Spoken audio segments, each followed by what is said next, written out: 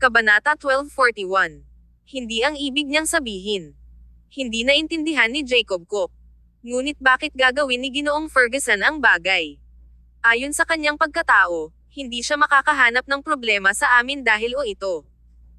Ang proyektong ito ay hindi itinuturing na pinakamahalagang proyekto ng Stanton Corporation, kaya kahit na ang gawain ay talagang tumigil, hindi ito makakaapekto sa atin, kaya bakit niya gagawin ang ganoong bagay? Ito ay isang pag-aaksaya lamang ng pagsisikap. Kung nais ni Eric Ferguson na makitungo sa isang tao, bigla itong walang malalaman kung ano ang nangyari hanggang sa huli na. Hindi niya hahayaan silang asahan ang kanyang pag-atake. Hindi ito magiging tulad ng bagay na walang kabuluhan ngayon na napansin nila. Alam din ni Nicole na ang sinabi ni Jacob. Matapos ang isang sandali ng katahimikan, sa wakas ay nagsalita siya. Marahil, hindi ito ang hangarin ni Eric Ferguson. Bagaman tinawag ni Eric ang mga pag-shot sa Ferguson Corporation, marami siyang empleyado sa ilalim niya. Ang gitnang at senior management ay may higit sa 100 tao, kaya ang isang tao ay nakasalalay na gumawa ng mga bagay sa kanilang sariling pagsang-ayon. Sina Logan at Jacob ay tumingin kay Nicole ng magkakaisa. Huminga ng malalim si Nicole at tumingin kay Logan. Nagawa mo ba ang isang appointment para sa gabing ito? Alam ni Logan kung ano ang tinutukoy ni Nicole at tumanggo ang kanyang ulo. Ang Old Master Leonard ay sumang-ayon para sa amin upang makilala siya sa kanyang vilya. Tumanggo si Nicole. That's mabuti. Ang Old Master Leonard ay isa ring maimpluwensyang figure sa industriya noon. Bagaman siya ay nagretiro at kumuha ng isang upuan sa likod, mayroon pa rin siyang reputasyon. Siya ay espesyal na makapangyarihan sa Sun City. Ang Old Master Leonard ay may mga koneksyon sa parehong mga bilog sa politika at negosyo. Kung kahit na si Ginoong Lewis ay walang magagawa tungkol sa bagay na ito, walang pagpipilian si Nicole kundi ang lumingon kay Old Master Leonard. Sinabi ni Grant na ang matandang Master Leonard at ang pamilyang Stanton ay may ilang uri ng pagkakaibigan. Kung humingi ng tulong si Nicole, ang matandang Master Leonard ay hindi maupo ng walang imak sa pamamagitan ng paghusga mula sa kanyang pagkatao. Kung o hindi ito ang gawaing Ferguson Corporation, ang pinakamahalagang bagay sa ngayon ay ang unang pag-areglo sa bagay na ito. Tumayo si Nicole at tumingin kay Jacob. Patuloy na bigyang pansin ang anumang balita sa reporter na iyon. Huwag alarmehan sa kanila, at huwag gumawa ng isang mas malaking iskandalo. Lahat ay maaaring makipag-ayos pa rin. Magsasagawa lamang sila kung ito ay hindi maaaring makipag-ayos. Tumanggo si Jacob at naintindihan ang kahulugan ni Nicole. Ngumiti si Nicole at naglakad kasama si Logan. Sumunod si Luca sa likuran. Isinama ni Logan si Nicole sa kotse. Nang makabalik sila sa hotel, kinuha ni Logan ang kanyang telepono at nagsimulang makipag-ugnay sa mga lokal na tindahan ng branded. Nagmamadali kami dito, kaya hindi ako naghahanda ng gown para sa iyo. Ipadala ito sa kanila upang ipadala ito sa hotel. Tumahimik si Nicole. Huwag kang mag-abala. Ito ay pagkain lamang, kaya kailangan lang maging disente. Inisip ito ni Logan at ibagsak ang telepono. Kung binibigyang pansin ni Nicole ang pagbibihis, sa halip ay ipakita na ang Stanton Corporation ay kasalukuyang nasa pagkabalisa. Bumalik sa hotel, nagpali si Nicole sa isang maliit na itim na velvet na damit na nasa kanan lamang sa baywang. Ipares niya ito sa isang perlas na kwintas at mga hikaw, na ginawa siyang mukhang matikas at marangal, ngunit medyo buhay na buhay at mapaglarong. Dumating ang sasakyan sa vilya ng Old Master Leonard. Sinundan ni Luca si Nicole bilang kanyang kasamang lalaki. Sa katunayan, hindi inisip ni Nicole na may pangangailangan na sundin ni Luca. Pagkatapos ng lahat, kung may mangyari kay Nicole sa teritoryo ng Old Master Leonard, hindi maipaliwanag ni Master Leonard ang kanyang sarili. Gayunpaman, iginiit ng matigas ang ulo na si Luca sa pagsunod, sa gayon, si Nicole ay walang pagpipilian kundi hayaan si Luca na magbago sa isang suit bago siya dinala. Nang pumasok na sila sa pintuan, narinig nila ang pagtawa. Nagulat si Nicole na may ibang tao dito. Gayunpaman, nakuhang muli niya ang kanyang ekspresyon at inilagay sa isang palakaibigan at disenteng ngiti. Mukha siyang maganda, maliwanag, nakalaan, at matikas. Dinala sila ng butler at sinabi ng magalang, Miss Stanton, sa ganitong paraan, mangyaring. Lumakad si Nicole. Narinig ng mga tao sa loob ang kaguluhan at agad na tumingin sa pintuan ng magkakaisa. Kabanata 1242. Grand Uncle. Ang mga tinig sa loob ay tila tumahimik sandali. Ang mga titig na iyon ay nagulat, nagpapasalamat, at nagtaka. Si Nicole ay sumulyap at pinigilan ang kakaibang pakiramdam sa kanyang puso. Sa wakas ay tumingin siya sa isang marilag na naghahanap ng matandang lalaki. Ngumiti siya. Hello, Uncle Leonard. Ang Old Master Leonard ay tila natigilan sandali. Ngumiti siya at binati siya. Nicole, halika rito ng mabilis. Dumalo ako sa iyong unang kaarawan ng kaarawan, at ngayon tingnan ka. Sa isang kisap mata, ikaw ay isang malaking batang babae ngayon. Ngumiti si Nicole at magalang na lumakad. Hindi mahalaga kung ang matandang Master Leonard ay talagang dumalo sa unang kaarawan ni Nicole. Ang mas mahalaga ay ang kanyang saloobin ay kagalang-galang pa rin. Hindi pinansin ni Nicole ang pantay na nagulat na si Keith Ludwig sa gilid, lumakad ng katamtaman, at ngumiti. Uncle Leonard, nais kong pumunta upang bisitahin ka ng mahabang panahon, ngunit lumitaw lang ako ngayon. Mangyaring huwag mo akong sisihin sa pagiging bastos. Tumawa si Old Master Leonard. Mukhang nakita niya ang lahat ng uri ng mga makamundong gawain. You youngsters. Kung wala kang problema, bakit ka pupunta sa isang matandang tulad ko? Itinuro ng Old Master Leonard ang natitirang mga tao sa paligid niya. Tingnan mo, kilala mo ba ang mga taong ito? Sinampal niya ang noo niya. Nakalimutan kong ipakilala sa inyo. Tumayo si Keith, mukhang walang kabuluhan habang naglalakad siya at tumayo sa likuran ng matandang master na si Leonard. Pinisil niya ang matandang Panginoon sa balikat. Ngumiti siya habang nagsalita. Grand Uncle, huwag mag-abala. Sino ang hindi nakakaalam kay Nicole? Ang sikat, maganda, at may kakayahan. Tumingin si Keith kay Nicole na may ngiti, mukhang naghahanap siya ng papuri. Hindi man lang siya tinitingnan ni Nicole at ngumiti lamang sa Old Master Leonard. Lahat kami ay nasa parehong bilog at nagkita ng ilang beses, kaya hindi kinakailangan ang isang pagpapakilala. Hindi nagsalita si Keith. Nagulat si Nicole sa paraan na tinalakay ni Keith ang matandang master na si Leonard Granduncle. Ang relasyon na ito ay medyo komplikado. Tumawa ng malakas si Old Master Leonard at tumingin kay Keith. Oo, siya. Nakakalungkot na hindi mo siya maaaring tumugma sa kanya, Keith. Si Keith, na doble na nasaktan, ay napinsala at naisip, Ferg, binubuli ako muli ng iyong asawa. Matapos tumawa si Old Master Leonard, tinignan niya si Nicole at pinaliit ang kanyang mga mata. Ngayon lang, naisip ko na nakita mo ang iyong ina. Natigilan sina Nicole at Keith. Alam ng lahat na ang ina ni Nicole ay namatay pagkatapos manganak kay Nicole. Walang nabanggit na ina ni Nicole sa harap niya dahil sa takot na mapupuksa ang kanyang kalungkutan. Malungkot si Nicole, ngunit madadala pa rin ito. Nalulungkot siya na nawala ang kanyang ina, ngunit ang kanyang impresyon sa kanyang ina ay malabo. Tumahimik si Nicole ng ilang segundo habang patuloy na nagsasalita si Old Master Leonard. Gusto rin ng iyong ina na magsuot ng mga itim na damit na may mga perlas. Siya ang pinakamagandang tao na nakita ko na nakasuot ng isang slim-fitting na damit tulad ng sa iyo. Tumahimik si Nicole. Biglang hinigpitan ang kanyang puso, at ang kanyang mga mata ay naging isang maliit na sakit. Sinubukan niya ng husto upang itapon ang kalungkutan sa kanyang puso. Sa ibabaw, si Nicole ay mukhang walang mali habang ngumiti siya. Talaga. Hindi ko pa siya nakikita. Wala ka. Wala ka bang maraming larawan ng iyong ina sa bahay? Ang Old Master Leonard ay nagtanong sa sorpresa. Sinabi ni Nicole, natatakot ang aking ama na ang aking mga kapatid at ako ay malulungkot na makita ang mga larawan niya, kaya lahat sila ay inalis, at hindi ko pa sila nakita. Agad na nang lumo ang matandang master na si Leonard. Mukhang medyo malungkot at nagdadalamati siya. Tahimik sandali si Nicole. Wala rin siya sa isang mahusay na kalagayan.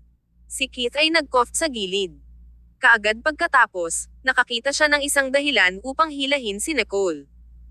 Hindi tumanggi si Nicole dahil masasabi niya na hindi nararapat na humingi ng tulong kay Old Master Leonard sa sitwasyong iyon. Kabanata 1243. Hindi isang mahusay na pakikitungo. Ang waiter sa gilid ay nagbigay ng isang baso ng juice. Sinabi ni Nicole, salamat, at kinuha ito, pagkatapos ay malumanay na humigop. Tumayo si Keith sa gilid at pinapanood. Bakit hindi ka nag-usisa dito? Mahinahon na tinitingnan siya ni Nicole. Bakit ako magiging mausisa? Wala itong kinalaman sa kanya. Nag-joke si Keith at biglang hindi alam kung ano ang sasabihin. Ano ang ginagawa mo dito? Narito ka ba upang humingi ng tulong mula sa matandang guro? Sagot ni Nicole, Ma'am. Ngumiti si Keith at hinaplos ang kanyang baba. Ano ang isang pagkakaisa? Ang matandang Master Leonard ay ang aking grand-uncle, kaya itinuturing kaming mga kamag-anak. Kung kailangan mo ng anumang tulong, maaari akong maglagay ng ilang magagandang salita para sa iyo. Siguro pagkatapos, makamit mo ang nais mo sa kalahati ng pagsisikap. Itinaas ni Nicole ang kilay niya. Hindi na kailangan iyon. Ngumiti si Keith. Mabait lang ako, alang-alang kay Eric. Kaya, sinasabi mo na makakatulong ka ng walang kapalit. Tahimik sandali si Keith. Kinagat niya ang kanyang mga labi, at pagkatapos lamang ng isang mahabang time ay nag-atubiling siyang magsalita. Kung nais mong ibalik ang aking mga larawan sa akin, malamang na maglagay ako ng mas maraming pagsisikap. Sa huli, kung ano ang pinagmumultuhan ni Keith na ang larawan niya na tumatakbo sa paligid ng hubad matapos mawala ang isang pusta kasama si Nicole. Iyon ay isang tunay na bomba ng oras na nakabitin sa kanyang ulo, na naging mahirap para sa kanya na matulog. Ngayon, binuo pa ni Keith ang isang ugali kung saan hindi niya sinasadya na iniisip kung may ginawa ba siya upang masaktan si Nicole tuwing naririnig niya ang mga salitang, Stanton Corporation. Anong duwag? Hinawakan ni Nicole ang labi niya at itinaas ang mga mata upang tumingin sa kanya. May kawalang interes at panunuya sa kanyang mga mata. Hindi iyon magandang pakikitungo. Kung itinago ni Nicole ang mga larawang iyon, maaari niyang gawing mahirap ang kanyang buhay magpakailanman. Kapag naisip ni Nicole ang ginawa ni Keith kay Livia, gusto lang niyang masuntok siya. Ang nasabing scumbag ay hindi karapat-dapat sa pagtulog ng magandang gabi. Ang katawan ni Keith ay nanigas ng bahagya. Ang kanyang mga mata ay agad na mukhang nabigo at nawalan ng pag-asa. Sigh. Nakalimutan ko na imposible na makitungo sa babaeng ito. Naisip ni Keith. Ininom niya ang alak sa kanyang kamay sa isang gulp, inilagay ang baso, lumingon, at umalis. Ang pananatiling isa pang segundo ay magpapasaya lamang sa kanya. Itinaas ni Nicole ang kanyang kilay ng walang pag-iingat. Walang nakakakita ng kaunting pagbabago-bago ng emosyon. Ang ilang mga high society ladies sa itaas na palapag ay nakakita ng eksenang ito at medyo nababagabag. Si Nicole ay lubos na naiisip. Sino sa palagay niya? Hindi ba siya narito upang humingi ng tulong? Oo. Mayroon talaga siyang mataas at makapangyarihang pag-uugali saan man siya pupunta. Sa palagay ba niya na siya ang host? Sa palagay ko ay walang ibang merito si Nicole maliban sa pagiging maganda. Bakit sinasabi nila na mayroon siyang natitirang kakayahan? Kung siya ay mahusay, naririto pa ba siya upang magmakaawa sa Old Master Leonard? Si Ginoong Ludwig ay ang pangulo ng Ludwig Corporation, ngunit hindi niya ipinakita sa kanya ang anumang paggalang. Autumn, bakit nahulog ang crush mo para sa isang katulad niya?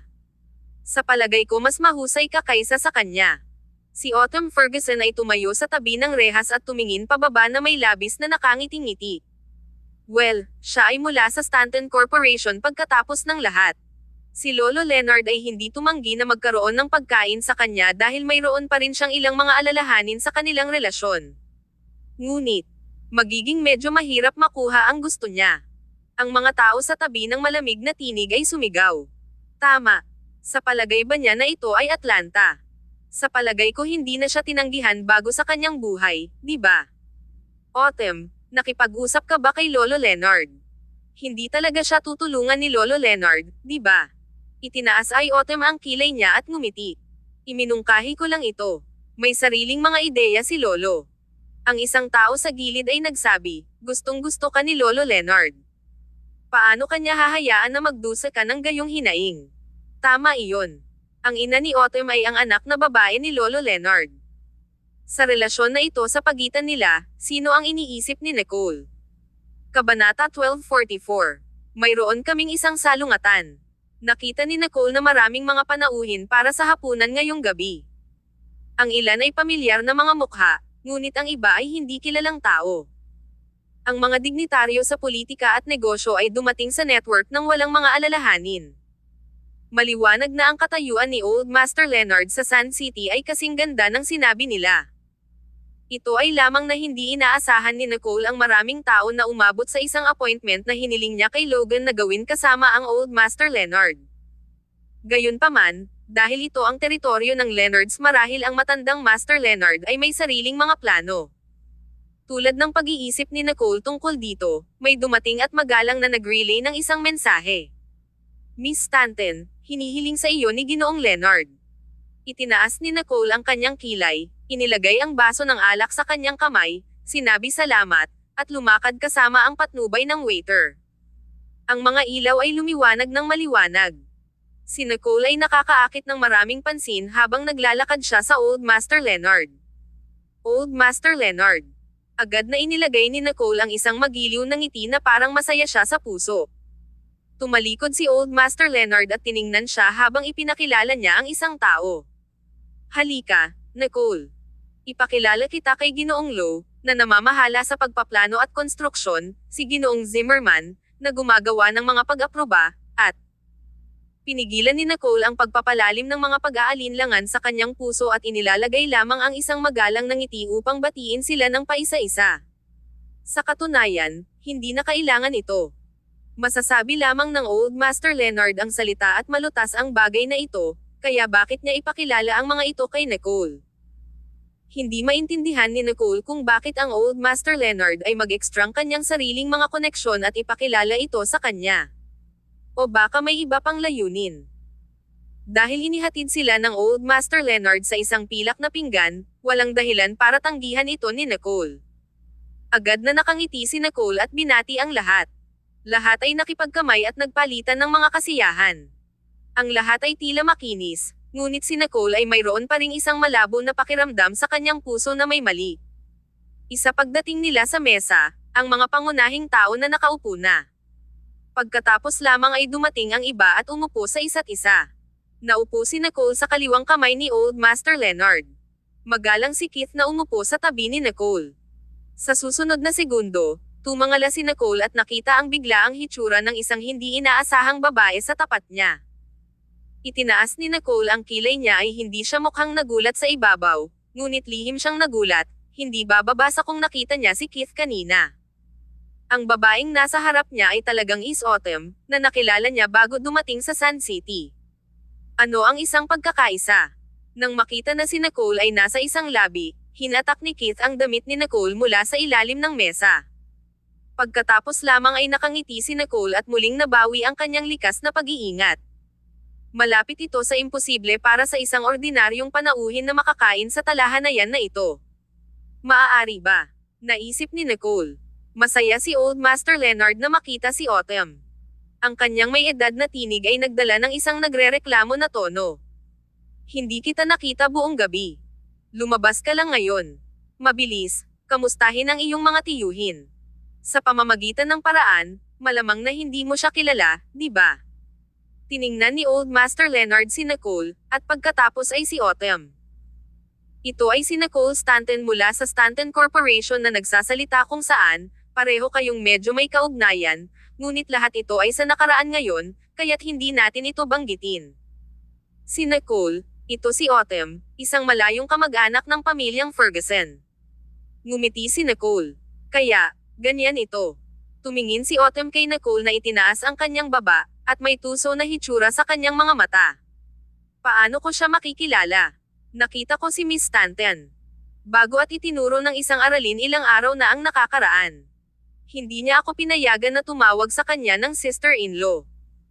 Ang mga nakapalibot na tao ay hindi nauunawaan ang ugnayan sa pagitan ng dalawang kababaihan. Ang kapaligiran pagkatapos ay naging isang maliit na awkward. Sa gilid, lumapit si Keith kay Nicole at nagtanong sa isang mababang tinig. Mayroon kayong salungatan sa bawat isa. Kabanata 1245. Ang aking kasintahan. Tumalikod si Old Master Leonard. Nagturo ng isang aralin. Mayroon bang ilang uri ng hindi pagkakaunawaan? Bakit tuturuan ka ni Nicole ng isang aralin? Kinuha ni Autumn ang kanyang mga ngipin at malapit na lang magsalita. Bigla, ikulutan ni Nicole ang mga sulok ng kanyang mga labi. Ang kanyang ekspresyon ay mapurol at malamig. Miss Ferguson, hindi tayo nagkakaintindihan. Paano iyon isang aralin? Alam ng lahat na si Clayton at ako ay nakikipag-date. Patuloy kang tumatawag sa akin na sister-in-law, sa harap ni Clayton. Hindi mo rin ako tinawag na bago pa mandiborsyo si Eric at ako. Miss Ferguson, kung bigla kang magiliw, gagawin nitong hindi pagkakaunawaan ang aking kasintahan sa sitwasyon. Alam ni Nicole na interesado si Autumn kay Clayton, ngunit hindi pa rin niya sinabi na sinabi niya ang kanyang relasyon kay Clayton. Alam din niya na ang puot ni Autumn sa kanya ay dahil kay Clayton. Gayunpaman, hindi maitatanggi ni Nicole ang katotohanan na siya at si Clayton ay nakikipag-date para lamang mapalugod ang sinuman. Ang hangin ay agad na naging stagnant para sa isang sandali. Nakaramdam si Keith ng awkward at wala nang masabi. Siya ang pinakamatalik na kaibigan ni Eric, kaya alam niya ang damdamin ni Eric para kay Nicole. Ngayon nang marinig niya ang pagpasok ni Nicole tungkol sa kanya at si Clayton na nagtitipan, nadama ni Keith na kakaunti ang pag-asa ni Eric na makasama si Nicole. Anong awa?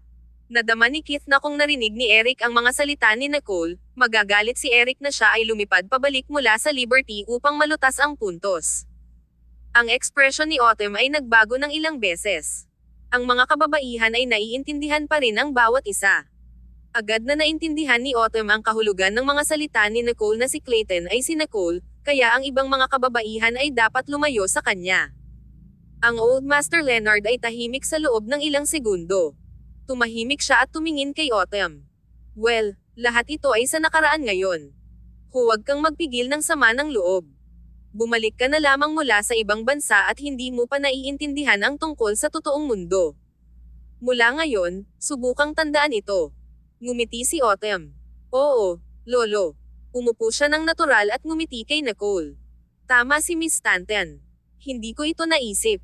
Kung paano namin tinutugunan ang isang tao ay talagang napakahalaga. Oh, sa pamamagitan ng paraan, mayroon kang isang mahusay na mata, Miss Stanton. Si Ginoong Sloan ay talagang isang mahusay na tugma para sa iyo. Itinaas ni Nicole ang kilay niya at nagsalita ng may ngiti. Salamat, ako rin. Hindi nagsalita si Keith. Wala siyang masabi o gumawa ng anuman dahil ang kanyang posisyon ay sobrang awkward. Halfway sa pamamagitan ng pagkain, dahan-daang nagsalita si Old Master Leonard. Narinig ko na may mali kamakailan sa proyekto ng Stanton Corporation sa Sun City. Tila isang casual na tanong. Natigilan si Nicole at huminto. Oo, may ilang problema. Alam ng lahat ang naruroon tungkol sa bagay na ito, ngunit nakinig pa rin sila sa kwento ni Nicole. Ang reaksyon ni Old Master Leonard ay hindi mukhang nalaman niya ang tungkol dito, kaya malamang na alam niya. Si Nicole ay hindi nabigo dahil nakita niya ang ganitong uri ng sitwasyon ng maraming beses bago. Narito rin siya upang humingi ng tulong o makipagpalitan ng mga interes. Sa gilid, ngumiti si Keith ng walang kabuluhan at sumulyap kay Old Master Leonard. Tinanong mo ang tamang tao para sa bagay na ito, Miss Stanton. Ito ay isang bagay lamang ng isang salita mula kay Lolo Leonard. Isang salita. Malamig na sumingit si Old Master Leonard at sumulyap kay Keith. Isang salita. Ang aking mga salita ba ay banal na utos? Tanungin ang sino mang naruroon kung kinuha nila ang aking pera upang gawin ang kanilang mga trabaho. Si Keith ay nagyelo, medyo hindi naniniwala. Ang bagay na ito ay wala kay Old Master Leonard, ngunit ang kanyang reaksyon ay tila medyo off. Naramdaman din ito ni Nicole. Ngumiti siya at mapagpasensya pa rin at mapagpakumbabang tinanong niya. Old Master Leonard, bata pa ako at wala akong karanasan. Hiniling sa akin ng aking ama na harapin ang mga pakikibaka sa aking sarili at humingi ng payo kapag nakatagpo ako ng mga problema. Iyon ang dahilan kung bakit nais kong hilingin ang iyong opinyon, matandang Master Leonard. Kabanata 1246. Talakayin para sa wala. Huminga ng malalim si Old Master Leonard, itinaas ang kanyang mga mata upang tumingin sa paligid, at ibagsak ang tinidor sa kanyang kamay. Sa katunayan, hindi ako makakatulong sa bagay na ito, ngunit inanyayahan ko ang mga taong ito para sa iyo, kaya maaari mo ring hilingin ang kanilang opinyon. Tiningnan ng Old Master Leonard ang mga malalaking pangalan sa kasalukuyang arena sa politika na naruroon at tumanggo ng magalang. Ngumiti ang pinuno ng departamento ng pag-aproba. Alam ng Old Master Leonard na ang bagay na ito ay mukhang simple, ngunit talagang nakakalito. Miss Stanton, sigurado ako na alam mo na ang kasalukuyang online na opinyon ng publiko ay tulad ng isang hampas. Ang isa pang bigwig sa gilid ay tumanggo na may mahirap na hitsura sa kanyang mukha. Tama iyon. Napakahirap din para sa amin. Maliban kung ang reporter na iyon ay lumabas upang linawin na ito ay mga alingaw-ngaw lamang na nilikha niya, magiging napakahirap na isara ang kaso. Ngunit ngayon, nawawala ang reporter na iyon. Kahit na ang pulisya ay hindi siya mahahanap. Napakahirap. Dapat ba nating patuloy na i-drug ito pagkatapos? Ang konstruksyon ay na-abort sa kalahati. Nakakalungkot lamang na ang pagkawala ay napakalaki. Ngunit ngayon maaari lamang nating makuha ang mga awtoridad sa regulasyon. Ito ay pinakamahalagang patunayan ang kalidad. Ang ilang mga tao ay nagsabi ng ilang mga salita pabalik-balik. Ito ay tunog na parang talagang nagmamalasakit sa proyektong ito ng Stanton Corporation sa Sun City. Gayunpaman, hindi narinig ni Nicole ang isang pangunahing punto na tinalakay, kaya't pinag-uusapan ba nila ng wala? Hindi ba lahat ito ay halata na mga katanungan? Kailangan ba niya sila upang ulitin ito? Napangiti si Nicole ng mahina, ngunit nakakakuha siya ng vaguely na walang tiyaga. Ibinaba niya ang baso sa kanyang kamay, tumagilid ang kanyang ulo ng bahagya sa gilid, at tiningnan ang matandang master na si Leonard. Ang Old Master Leonard ay hindi gumagalaw at tahimik habang nakikinig siya sa iba. Old Master Leonard, nais kong marinig ang iyong opinyon. Tiningnan ni Old Master Leonard si Nicole na may ngiti at huminto bago magsalita ng dahan-dahan at walang tigil.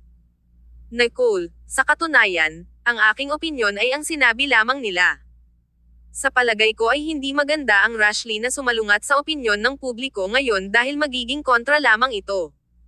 Bakit hindi patunayan ang iyong sarili mula sa loob? Kapag sinisiyasat ng mga awtoridad ng regulasyon na malinaw na ang mga pagdududa ng lahat ay natural na mawawala. Napanood siya ni Nicole ng ilang segundo at tumawa. Ang sinabi mo ay napakamakatwiran, ang Old Master Leonard. Sa ngalan ng Stanton Corporation, nagpapasalamat ako sa iyong mahalagang payo pati na rin ang hapunan na ito na espesyal na inayos para sa akin ngayong gabi. Pinahahalagahan ko ito. Gamit nito, itinaas ni Nicole ang baso ng alak sa harap niya at gestured patungo sa Old Master Leonard at sa mga naroroon sa mesa. Ibinaba ni Nicole ang baso ng alak sa isang go, ilagay ang baso ng maganda, at ngumiti. Mukha siyang maliwanag at banayad na may isang bahagyang flush, na ginawa siyang maliit na tamad at kaakit-akit. Sa ilalim ng tingin ng lahat, hinaplos ni Nicole ang kanyang mga templo. Humihingi ako ng paumanhin, ngunit hindi ko talaga mahawakan ang aking alkohol at hindi maaaring magpatuloy sa pag-inom. Mga Ginoo, aalis muna ako at enjoy sa aking pag-iwan. Ngumiti si Nicole at tiningnan ang matandang Master Leonard na may taos-pusong paghingi ng tawad. Old Master Leonard, mangyaring patawarin ang aking kalokohan. Pasensya na. Ang Old Master Leonard ay bahagyang natigilan. Ngumiti siya at tumanggo. Sa sandaling tumayo si Nicole, tila hindi siya matatag. Nakatatakot si Keith sa tagiliran na nagmadali siyang nagpunta upang hawakan siya. Gayunpaman, si Luca, ang bodyguard sa likod ni Nicole, mas mabilis na naawat at hindi binigyan ng pagkakataon si Keith na hawakan si Nicole. Madaling inilipat ni Luca ang upuan ni Nicole at hinawakan ang braso niya habang naglalakad sila pabalik. Tumanggo siya at umalis si Nicole nang walang pag-aalangan. Tila lasing si Nicole habang naglalakad siya ng kaunti. Kabanata 1247. Dalawang magagandang paraan. Ang mga tao sa likuran ay patuloy na nag-uusap sa isang malambot na tinig. Si Miss Stanton ay talagang uminom ng sobra. Maraming mga bagay na nangyayari kamakailan, kaya siguro siya ay nagagalit. Old Master Leonard, talagang papansinin mo ba ito? Kahit ano paman, ang proyektong ito ay nasa ilalim din ng Stanton Corporation. Kung si Floyd Stanton ay pasulong, halos hindi tayo tumanggi. Si Autumn ay nagpakawala ng isang ilaw na pagtawa. Paano madali ang hakbang ni Chairman Stanton? Kung hindi malulutas ni Nicole ang ganitong uri ng bagay na walang halaga, ipinapakita lamang nito ang kanyang kawalan ng kakayahan. Paano pa niya maitatatag ang kanyang malakas na CEO persona sa industriya na pasulong? Maghihintay lang tayo at tingnan kung ano ang mangyayari. Sinabi ng Old Master Leonard, hindi ka dapat masyadong malayo. May kaugnayan pa rin ako sa pamilyang Stanton. Kung makipag-ugnay sa akin si Floyd Stanton, hindi ako magpapatuloy na gawing mahirap ang mga bagay para sa kanyang anak na babae. May tinanong mula sa departamento ng pag-aproba, pagkatapos ay ipagpapatuloy natin itong i-drag out. Bumantong hininga si Old Master Leonard, pagkatapos ay tumawa ng casual. I-drag ito. Bata pa rin at walang karanasan si Nicole, kaya hindi siya makagawa ng isang malaking kaguluhan.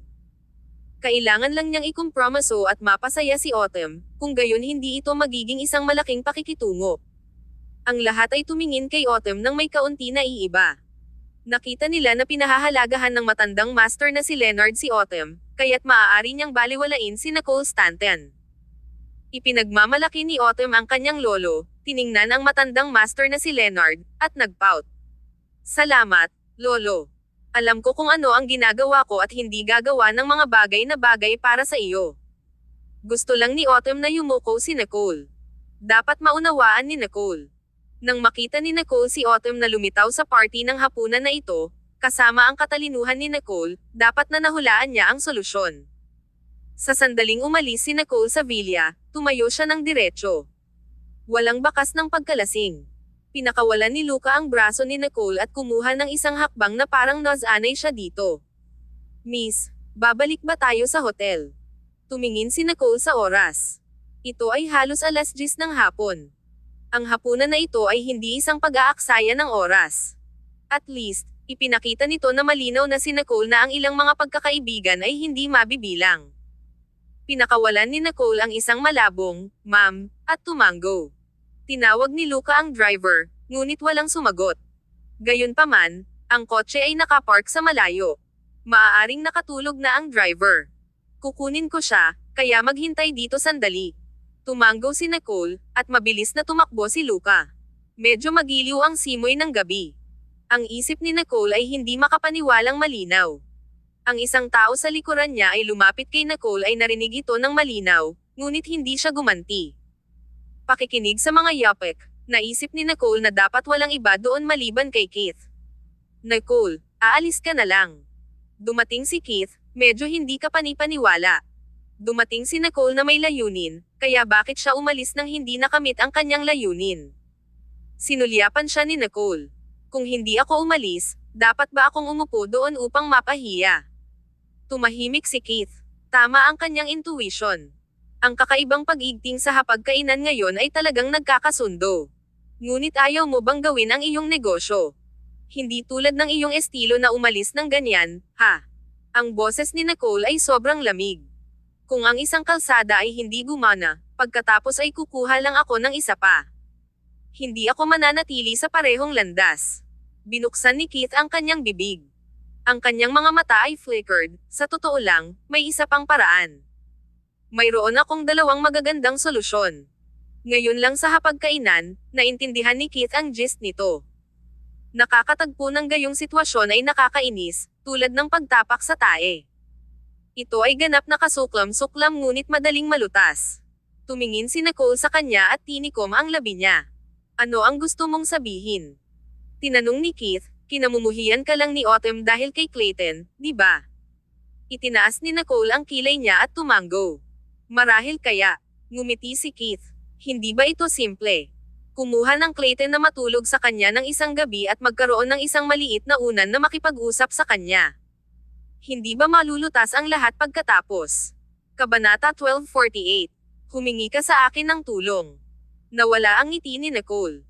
Malinaw at malamig ang kanyang tingin habang nakatingin siya kay Keith. Sa sandaling iyon, maaaring makaramdam si Keith ng isang chill crawl up sa kanyang gulugod. Ang tinig ni Nicole ay walang malasakit sa sinabi niya, "Keith, tama ako tungkol sa iyo. Ikaw ay isang scumbag lamang na hindi maaaring mag-isip ng anumang magagandang solusyon. Inaasahan ko na si Miss Lehman ay maaaring mapalaya sa lalong madaling panahon at makatakas mula sa kanyang pagdurusa. Napagpasyahan ko na hanggat handa siya, tulungan ko siya ng walang reserbasyon. Inaasahan kong pareho kang magkahiwalay sa lalong madaling panahon." Ang ekspresyon ni Keith ay gumuho ng bahagya. "God. Gusto ko lang bigyan ang aking mabuting kapatid na si Eric ng isang pagkakataon upang muling magsimula. Paano ako sumumpa?" Ang mga damdamin na ipinaglaban ni Keith ay ilang sandali lamang ay inatake ng walang reserbasyon. Para sa kamanghamanghang, parang nakita ni Keith ang kamatayan. Kung nais ni Nicole na tulungan si Livia na makatakas, ang mga logro ay si Keith ay hindi magkakaroon ng pagkakataon na makilala muli si Livia sa kanyang buhay. Kinuha ni Luca ang driver upang itaboy ang kotse sa harap. Matapos sabihin ni Nicole iyon, nais niyang maglakad sa mga hakbang at iwanan ang lugar na ito. Samantala si Keith, nginat-ngat niya ang kanyang ngipin at bumulusok. Wait! Tumawag si Keith upang pigilan siya. Tumahimik si Nicole at pinahihit ang ulo sa gilid. Gusto pa rin niyang main salto.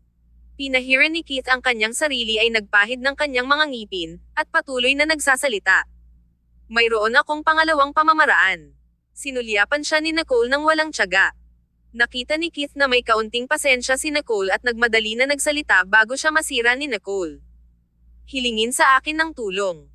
Maaari mong ibigay sa akin ang aking mga larawan, at pupunta ako sa Old Master Leonard.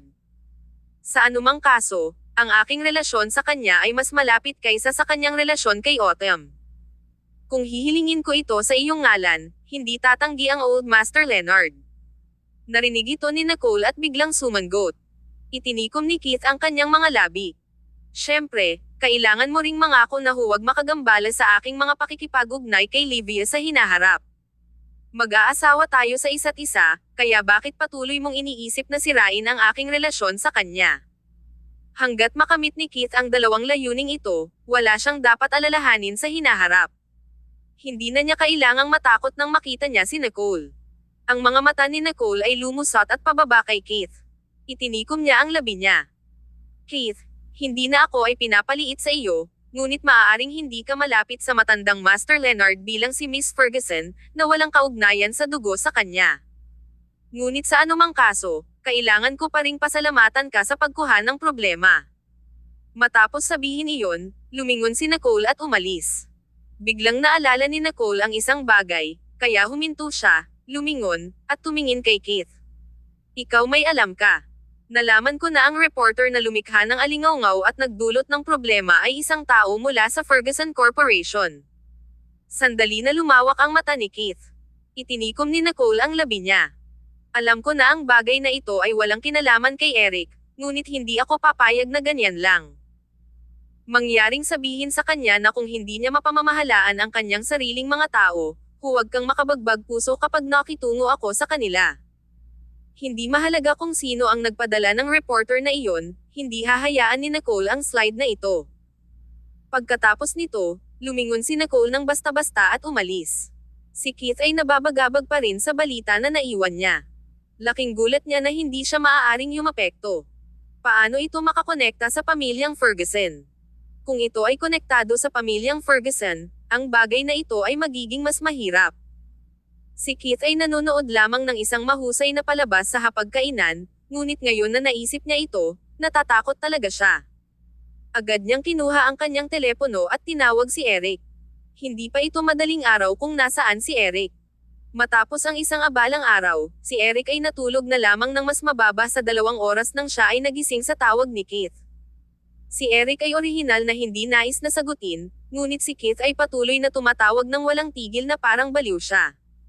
Kung hindi sumagot si Eric, hindi susuko si Keith. Kinuha ni Eric ang kanyang bagong pinalitan na telepono. Ang kanyang tinig ay mahiwaga at malalim. Hello, Keith, mas mabuti kang magkaroon ng magandang dahilan para masagot ko ang tawag na ito. Kung hindi man, haharangya ni Eric si Keith magpakailanman. Kabanata 1249. Si Miss Stanton ay galit na galit. Tumahimik si Keith. Maaari pa ring matulog si Eric sa isang kagyat na sitwasyon. Ferg, may malaking nangyari. Orihinal na, ang bagay na ito ay hindi nagkakahalaga na sabihin kay Eric, ngunit sa sandaling kasangkot nito ang Ferguson Corporation at sa pagiging sensitibo ni Eric kay Nicole, nadama ni Keith na ang bagay na ito ay maaaring maging mas katiyakan kaysa sa naisip niya. Magsalita. Ang tono ni Eric ay malamig, mapagpas siya, at malupit.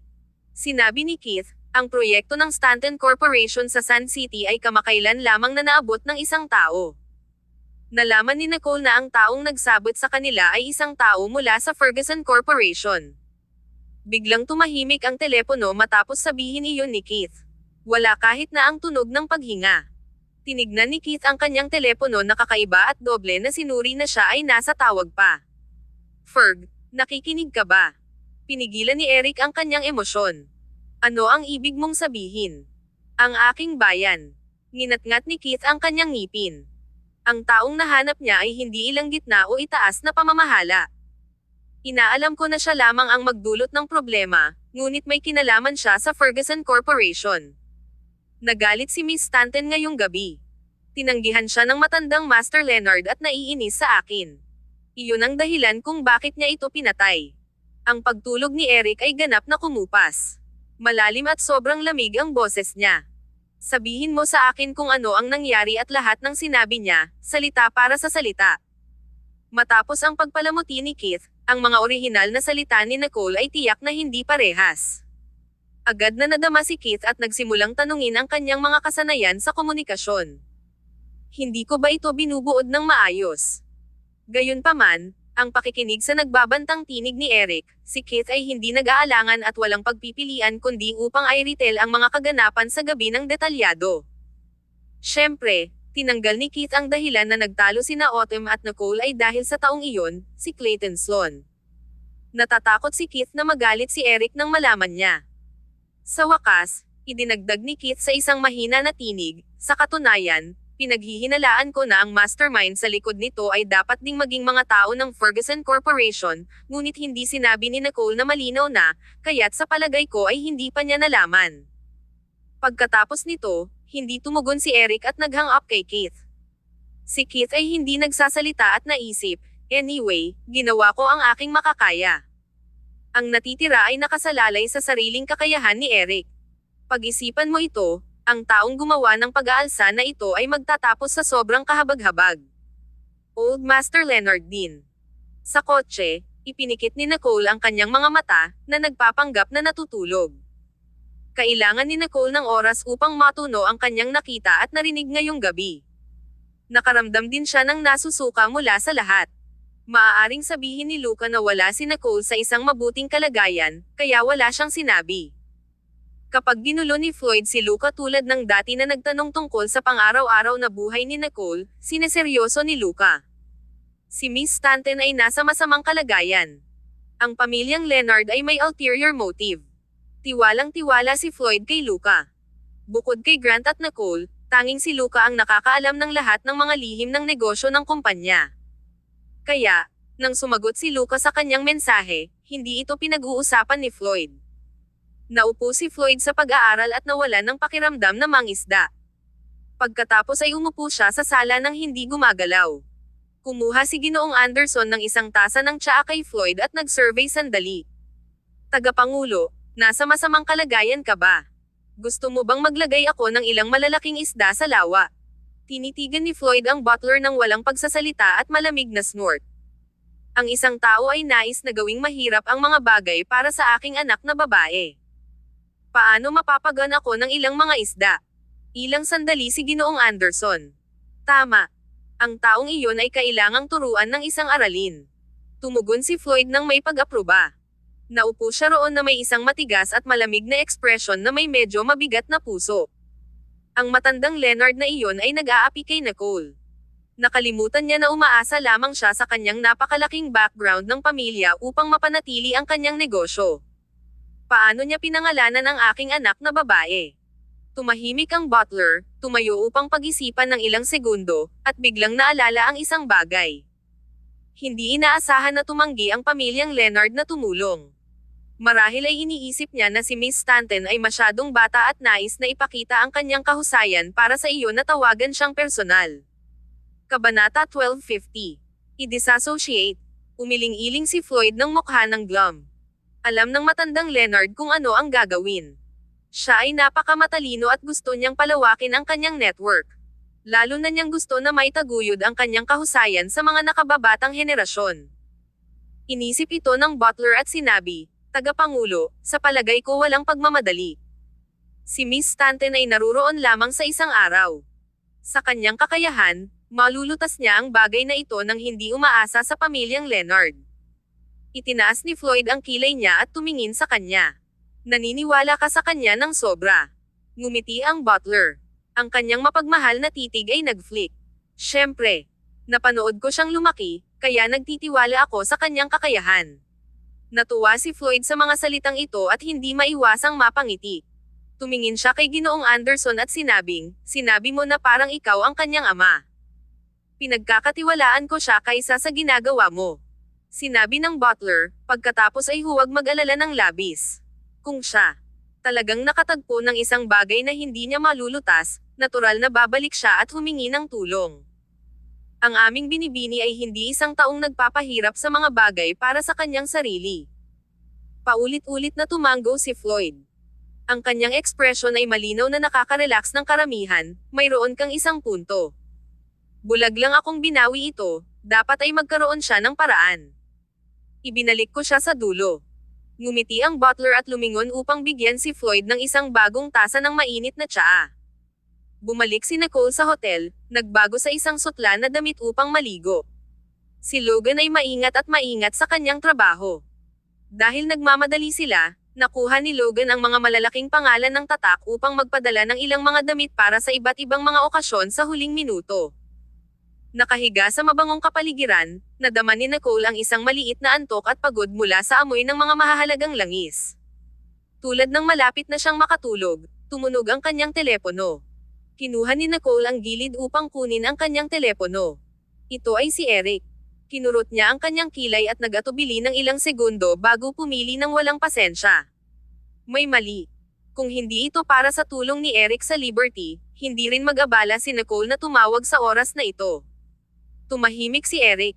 Medyo malamig ang tono niya. May mali sa proyekto sa Sun City. Nagsasalita siya na parang pinag-uusapan niya ang isang bagay sa negosyo. Nagising si Nicole mula sa kanyang pagtulog at tinikom ang kanyang mga labi. Sinabi ba sa iyo ng malaking bibig na si Keith na iyon? Kayong dalawa talaga ay hindi nakikipag-date. Ang dalawa sa kanila ay simpleng pagtutugma ng gay couple. Hindi narinig ni Eric ang tono ni Nicole.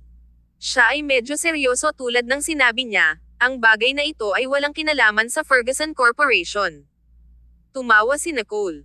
Nais mong i-disassociate ang iyong sarili mula rito. Hindi na kailangang magmadali. Malalaman natin sa sandaling na check-out ko na. Pinapayuhan kita na huwag mag-aksaya ng oras sa akin. Hinaplos ni Eric ang kanyang mga templo, alam na hindi niya maintindihan ang kanyang hangarin. Mayroon akong isang tseke sa gitna at senior management ng Ferguson Corporation. Wala sa kanila ang nakipag-ugnay sa Sun City, at walang motibo. Kung gayon marahil ito ay isang ordinaryong empleyado lamang. Tumanggi si Nicole na umiwas. Sinabi ni Eric, sa palagay mo ba ang isang ordinaryong empleyado ay may kakayahan na sumalungat sa Stanton Corporation at hindi natuklasan? Natahimik si Nicole. Alam din niya na imposible. Ngunit kung hindi ito ang gitna o senior management. Kinagat ni Nicole ang kanyang mas mababang labi. Ang mainit na singaw ng tubig ay gumawa ng kanyang dibdib ng isang maliit na nasamsam. Ang paglutas ng bagay na ito ay pinakamahalaga. Makikipag-usap ako kay Old Master Leonard. Bago matapos ni Eric ang kanyang pangungusap, siya ay nagambala sa malamig na tinig ni Nicole. Hindi na kailangan. Maaari ko ring umasa sa aking sarili. Nakita ko na ang kanyang hangarin. Hindi mo na kailangang makagambala sa bagay na ito. Kung hindi man, huwag mo akong sisihin sa pagkawala ng aking pagkagalit. Matapos sabihin iyon, binaba ni Nicole ang tawag sa telepono nang walang pag-aalangan. Ngayong gabi, bumalik si Nicole nang hindi nakamit ang kanyang layunin. Kung ginamit ni Eric ang kanyang relasyon upang mabago ang kanyang isipan si Old Master Leonard, kung gayon ang kanyang pangalan ay ganap na hindi maihiwalay mula kay Eric sa bilog. Si Nicole ay hindi pa nakarating sa punto ng pangangailangan na itali ang sarili sa iba upang malutas ang problema kahit na si Nicole ay kainahinala, naniniwala pa rin siya sa sinabi ni Eric. Kung sinabi ni Eric na hindi ito mga tao ng Ferguson Corporation, oras na upang baguhin ang direksyon. Sino talaga ang nagudyok sa reporter na gawin ito? Kabanata 1251. Ano pa ang gusto mo? Nagbihis si Nicole at lumabas. Tumunog ulit ang telepono niya. Akala niya ito ay muli si Eric, kaya't naiinis siya nang kunin niya ang tawag. Ano pa ang gusto mo? Ang iba pang partido ay tahimik sa loob ng ilang segundo bago dumating ang isang mainit na tinig. Sino ang nagpagalit sa aking prinsesa ngayon lang? Ito ang tinig ni Clayton. Natigilan si Nicole at biglang naalala na wala siyang oras upang makipag-ugnay kay Clayton sa buong araw, kaya tatawagan siya bago matulog. Bigla, naramdaman niya na ang kanyang emosyon ay hindi masyadong kontrolado. Isang hindi gaanong mahahalagang tao. Gising ka pa rin. Si Clayton ay nakabitin pa rin dito. Paano ka magagalit sa isang hindi gaanong kahalagahan? Sino ito? Si Clayton ay hindi nahulog para dito. Tahimik sandali si Nicole bago siya sumagot, Eric Ferguson. Agad siyang nakaramdam ng inis tungkol sa bagay na ito, kaya muling binawi niya ang lahat kay Clayton. Si Clayton ay tahimik sa loob ng ilang segundo at hindi nagsasalita. Inisip ni Nicole na nagagalit si Clayton, kaya tumawag siya sa kanya ng pansamantala. Ginoong Sloan, nakikinig ka pa ba? Dapat kang magbigay ng tugon, di ba? Kung hindi man, tunog lang ang tunog na nagrereklamo sa aking sarili. Pinakawalan ni Clayton ang isang magaan na pagtawa. Malinaw at malinis ang boses niya. Paumanhin, iniisip ko lang. Pag-iisip tungkol sa ano? Walang naririnig na kakaiba sa kanyang tono, si Nicole ay hinalinhan. Pag-iisip tungkol sa kung sino talaga ang gumawa nito. Malalaman natin sa sandaling mahuli natin ang reporter na iyon. Kapag binanggit ito ni Nicole, nais lamang niyang i-skin ang buhay na reporter na iyon. Kung pinamamahalaang niyang mahuli ang reporter na iyon, hindi niya ito papayagan ng madali. Makalipas ang ilang sandali, nag-choke si Clayton. Sa palagay mo ba ito ay isang kompetisyon sa negosyo o isang personal na sama ng loob? Ilang sandali si Nicole, hindi naisip ang tanong na ito. Gayunpaman, nang binanggit ito ni Clayton, mayroon siyang isang hindi malinaw na haka-haka sa kanyang isip. Nakaramdam si Nicole ng putik mula sa hindi malinaw na pakiramdam na ito. Ano sa palagay mo? Sinuri ni Clayton ang sitwasyon. Sa Sun City, ang proyektong ito ay lubos na pinahahalagahan, at lahat ng mga kagawaran ay nagbigay ng berdeng ilaw dito. Pagkatapos ng lahat, alam ng lahat na ang mga benepisyo at pagbabago na dinala ng proyektong ito ay magiging susi sa pag-unlad ng lungsod. Ang pinakamahusay na oras upang ihinto ang proyektong ito ay bago ang pag-sign. Kaya, kung ito ay isang kompetisyon sa negosyo, medyo huli na ngayon. Si Nicole ay inalog. You think? Ito ay isang personal na sama ng loob. Nagsalita si Clayton sa isang magaan na tinig. Ma'am. Walang katibayan, ngunit mas malamang na maging isang sama ng loob. Marahil ang isang taong nakalagay sa Sun City ay nakakasakit sa isang tao. Hindi sinabi ni Clayton na ito ay direkta si Nicole, ngunit matalino siya, kaya tiyak na hulaan niya ito. Natahimik si Nicole at wala nang sinabi. Inamin niya na siya ay tulad ng isang walang ulo na manok na bumagsak sa paligid ng walang anumang direksyon o layunin. Si Nicole ay nakakasakit sa isang patas na bahagi ng mga tao, ngunit walang maraming tao na may kapangyarihan na gumanti. Okay lang. Huwag kang mag-isip ng sobra ngayon. Matulog ng maayos sa gabi. Tila naramdaman ni Clayton ang mabibigat na kalagayan ni Nicole at ginhawa siya. Ang taong iyon ay hindi magtatago magpakailanman para sa kapakanan ng pangalan o kita. Tulad ng para sa pag-iinspeksyon ng kalidad ng Departamento ng Regulasyon, nais lamang nilang pigilan ang publiko na pumasok sa isang kaguluhan. Sa ngayon, mas mahusay na hayaan ang mga relasyon sa publiko ng kumpanya na mag-step upang malutas ito. Hindi umatras si Clayton dahil sa panloob na bagay ng Stanton Corporation. Sa kabaligtaran, siya ay napaka-aktibo sa paglutas ng mga problema ni Nicole. Si Clayton ay handang makasama sa bawat solong bagay na ginawa ni Nicole. Namula si Nicole ng kanyang mga eyes at naramdaman na siya ay talagang inaantok. Okay, matutulog na ako. Good night, baby. Kapag narinig ni Nicole ang mga salita ni Clayton, naging pula ang kanyang mukha, ngunit naghang na si Clayton. Ang kanyang puso, na naging mabigat sa buong gabi, ay biglang nadama na mas pinapaginhawa.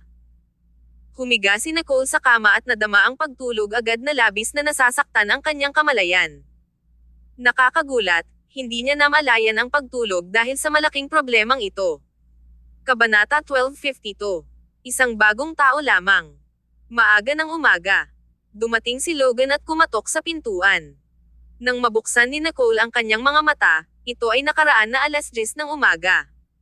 Agad na umupo si Nicole at nakaramdam ng kaunting pagkakasala.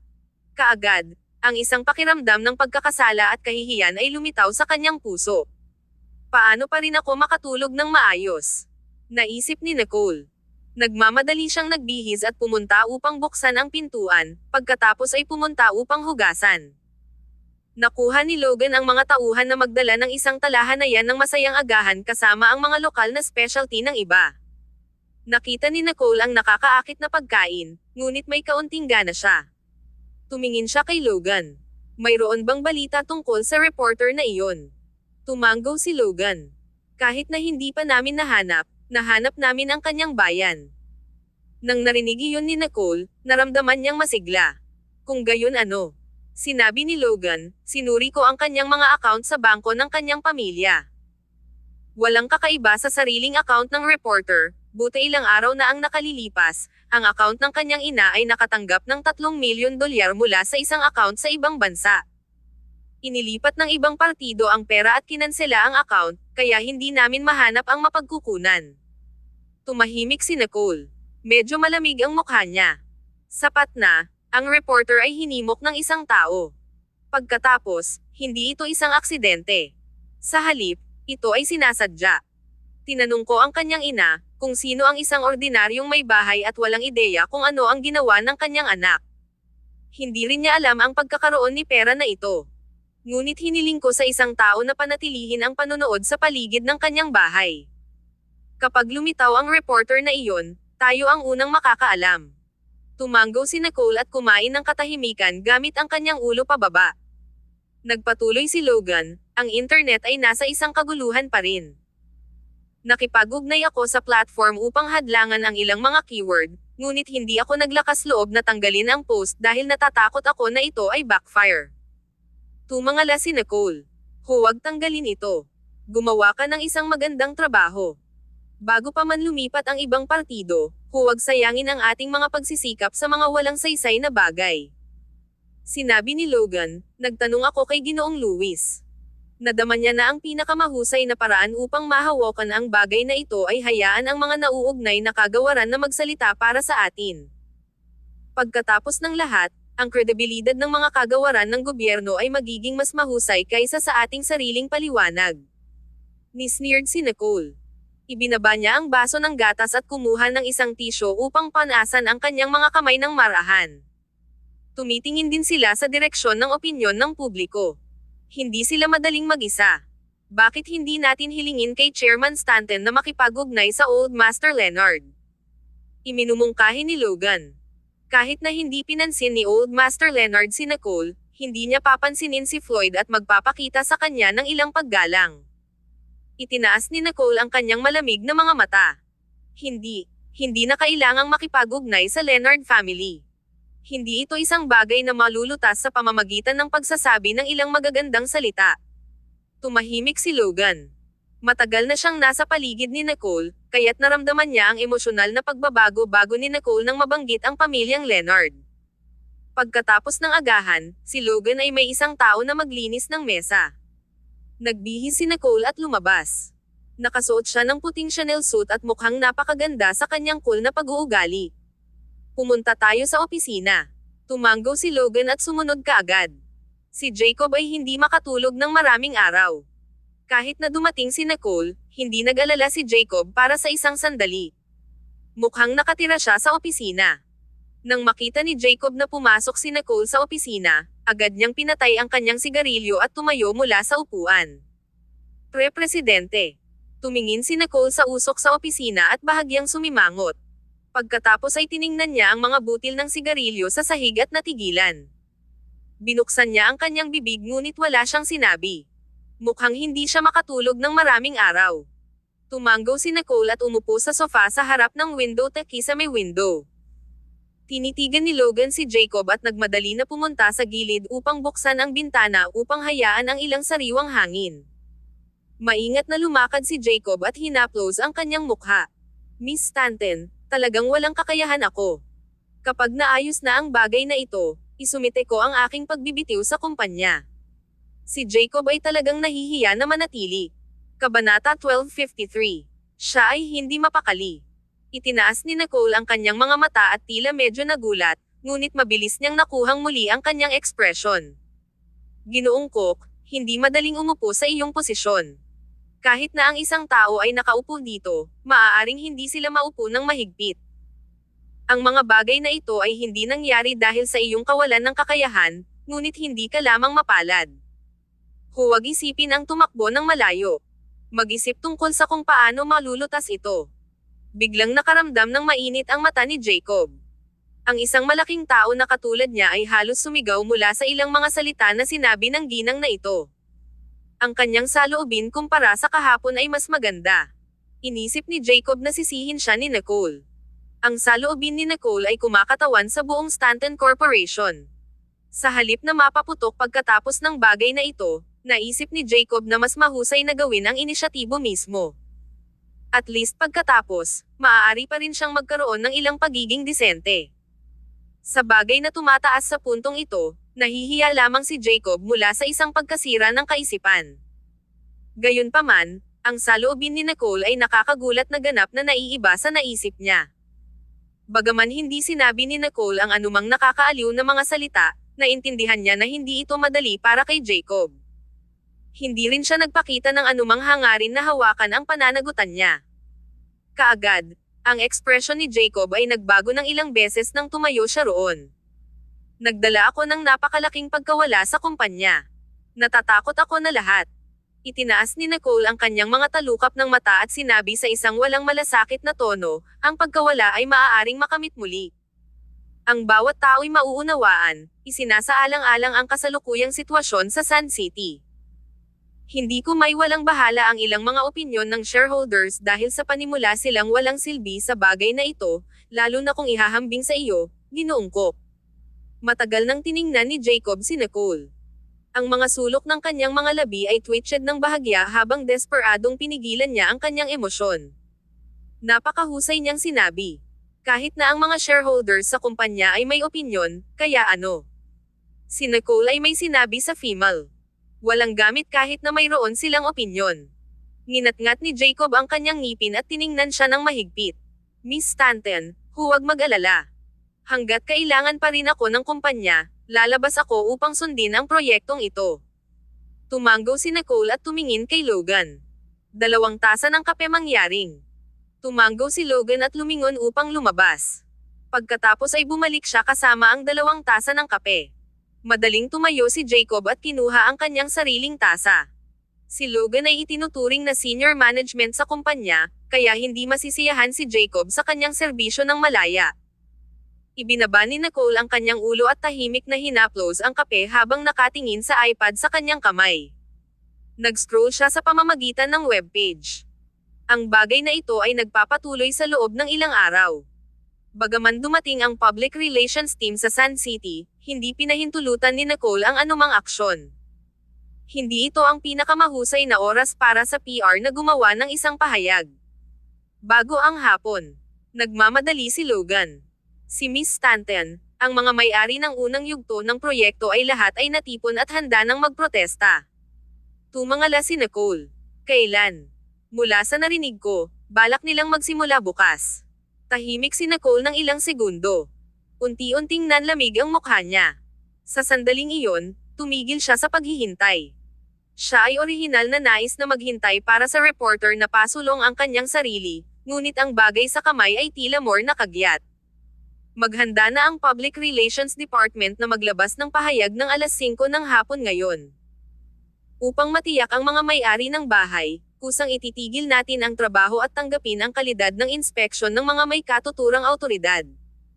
Pipiliin din namin ang mga may-ari ng Phase 1 bilang mga saksi. Bilang karagdagan, sa panahong ito, kung nais ng sinumang may-ari na ibalik ang bahay na kanilang binili, ibabalik natin ang buong halaga. Tumangala si Logan sa pagkabigla. Pangulo, ito ay isang bagay na hindi kailanman masaya bago sa industriya. Kapag na-refund nila ang mga may-ari, ang bahay ay magiging isang second-hand house at magiging walang halaga. Kung itinakda nila ang nauna na ito, ang lahat na bumili ng bahay ay nais na ibalik ito, at ang mga taong bumili ng bahay na na-refund ay hindi rin mapigilan. Mukha ring nagulat si Jacob.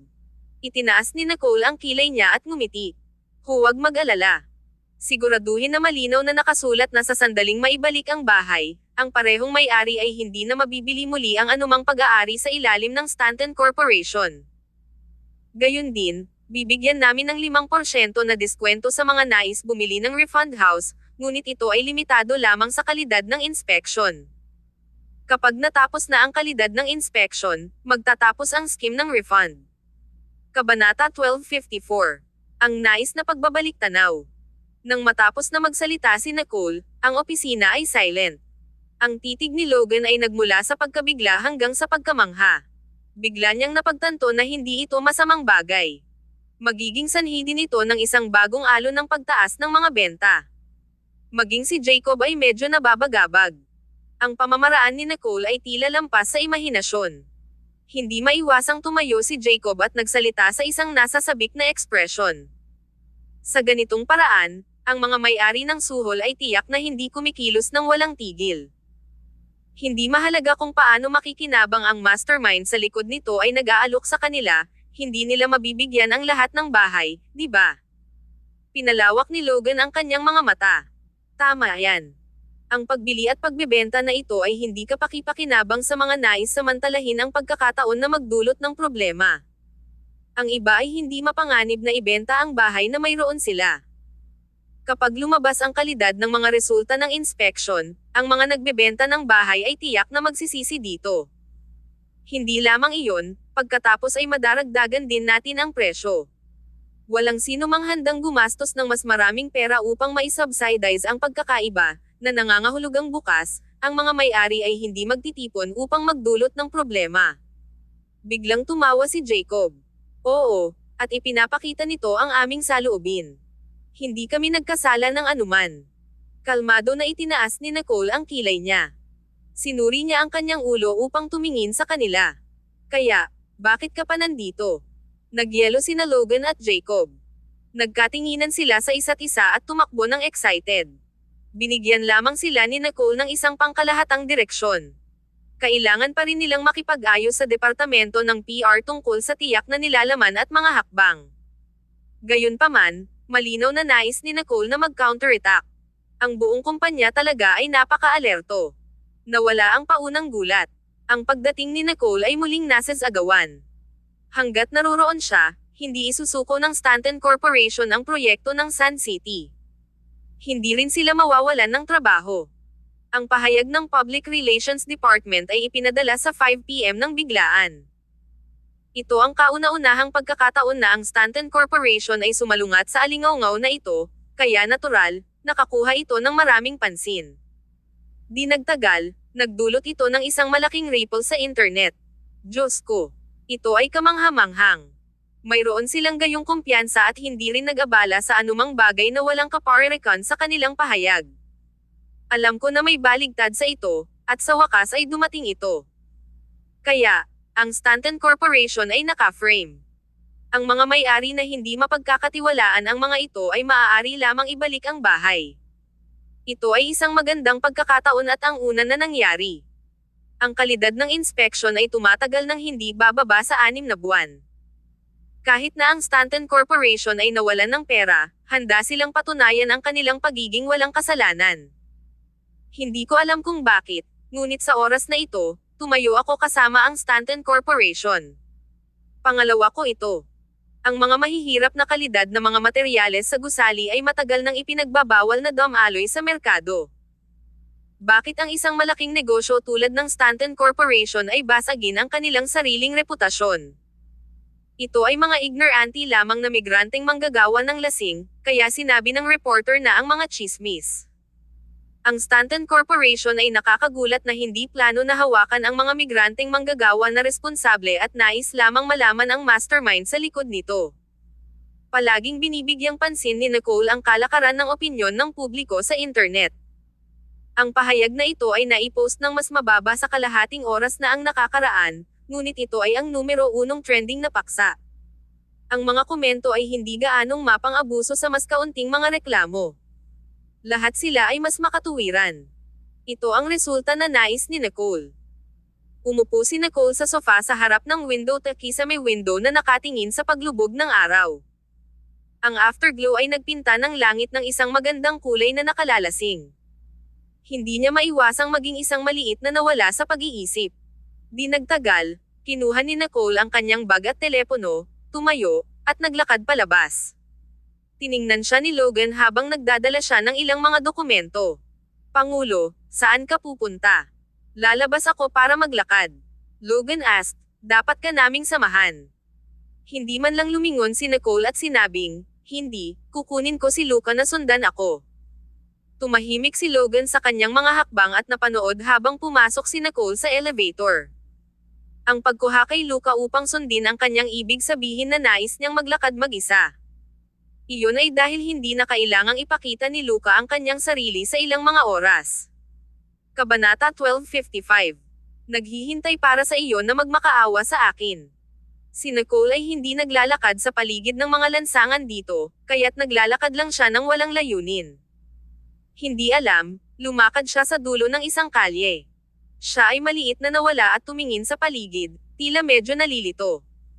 Nang itinaas niya ang kanyang mga mata, nakakita siya ng bar.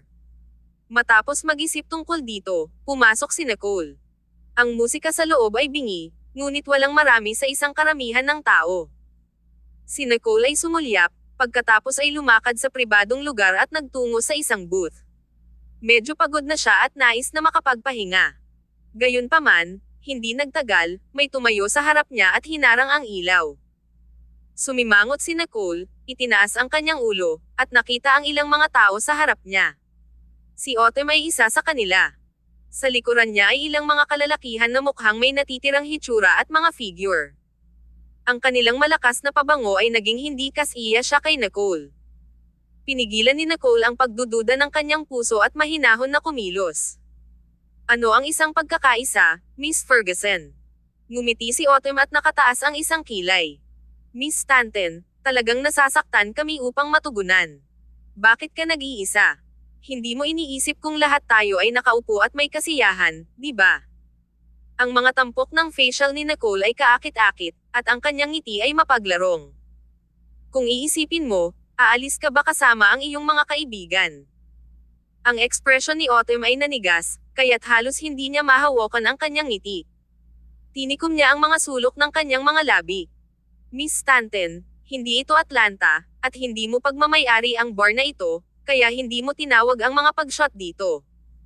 Ibinaba ni Nicole ang kanyang mga mata sa kasuklam-suklam, kinuha ang bag sa tabi niya, at tumayo. Fine, pagkatapos ay angkop sa iyong sarili. Aalis na ako. Si Nicole ay wala sa mood na makipagtalo sa babaeng ito. Bigla, nadama ni Nicole na ang lahat ng mga kababaihan ng Ferguson ay nakakainis, kung ito ay Ingrid o Autumn. Bago makahakbang si Nicole ay sinabi ni Autumn sa isang cool na tono. Naghihintay ako sa iyo na magmakaawa sa akin, ngunit hindi ko inaasahan na mas gugustuhin mong ihinto ang konstruksyon at gawin ang inspeksyon kaysa humingi ng tulong sa pamilyang Leonard. Tumahimik si Nicole sa kanyang mga hakbang. Ang kanyang ngiti ay agad na nawala dahil hindi rin siya nag-abala upang mapanatili ang pagiging mainam na pagiging magalang. Pinaihit niya ang kanyang ulo ng bahagya upang tumingin kay Autumn na may isang walang malasakit na titig. Humingi. Bakit ako? Miss Stanton, hindi mo ba iniisip na nasaktan mo ako mula sa simula? Ang tono ni Autumn ay napaka-agresibo sa pagmamataas ng isang nasirang mayamang ginang. Si Autumn ay naiiba sa walang utak na Ingrid Ferguson. Kung wala si Ingrid sa kanyang kapatid na si Eric, paano siya makakapasok sa mga piling tao na bilog sa kanyang mga kasanayan?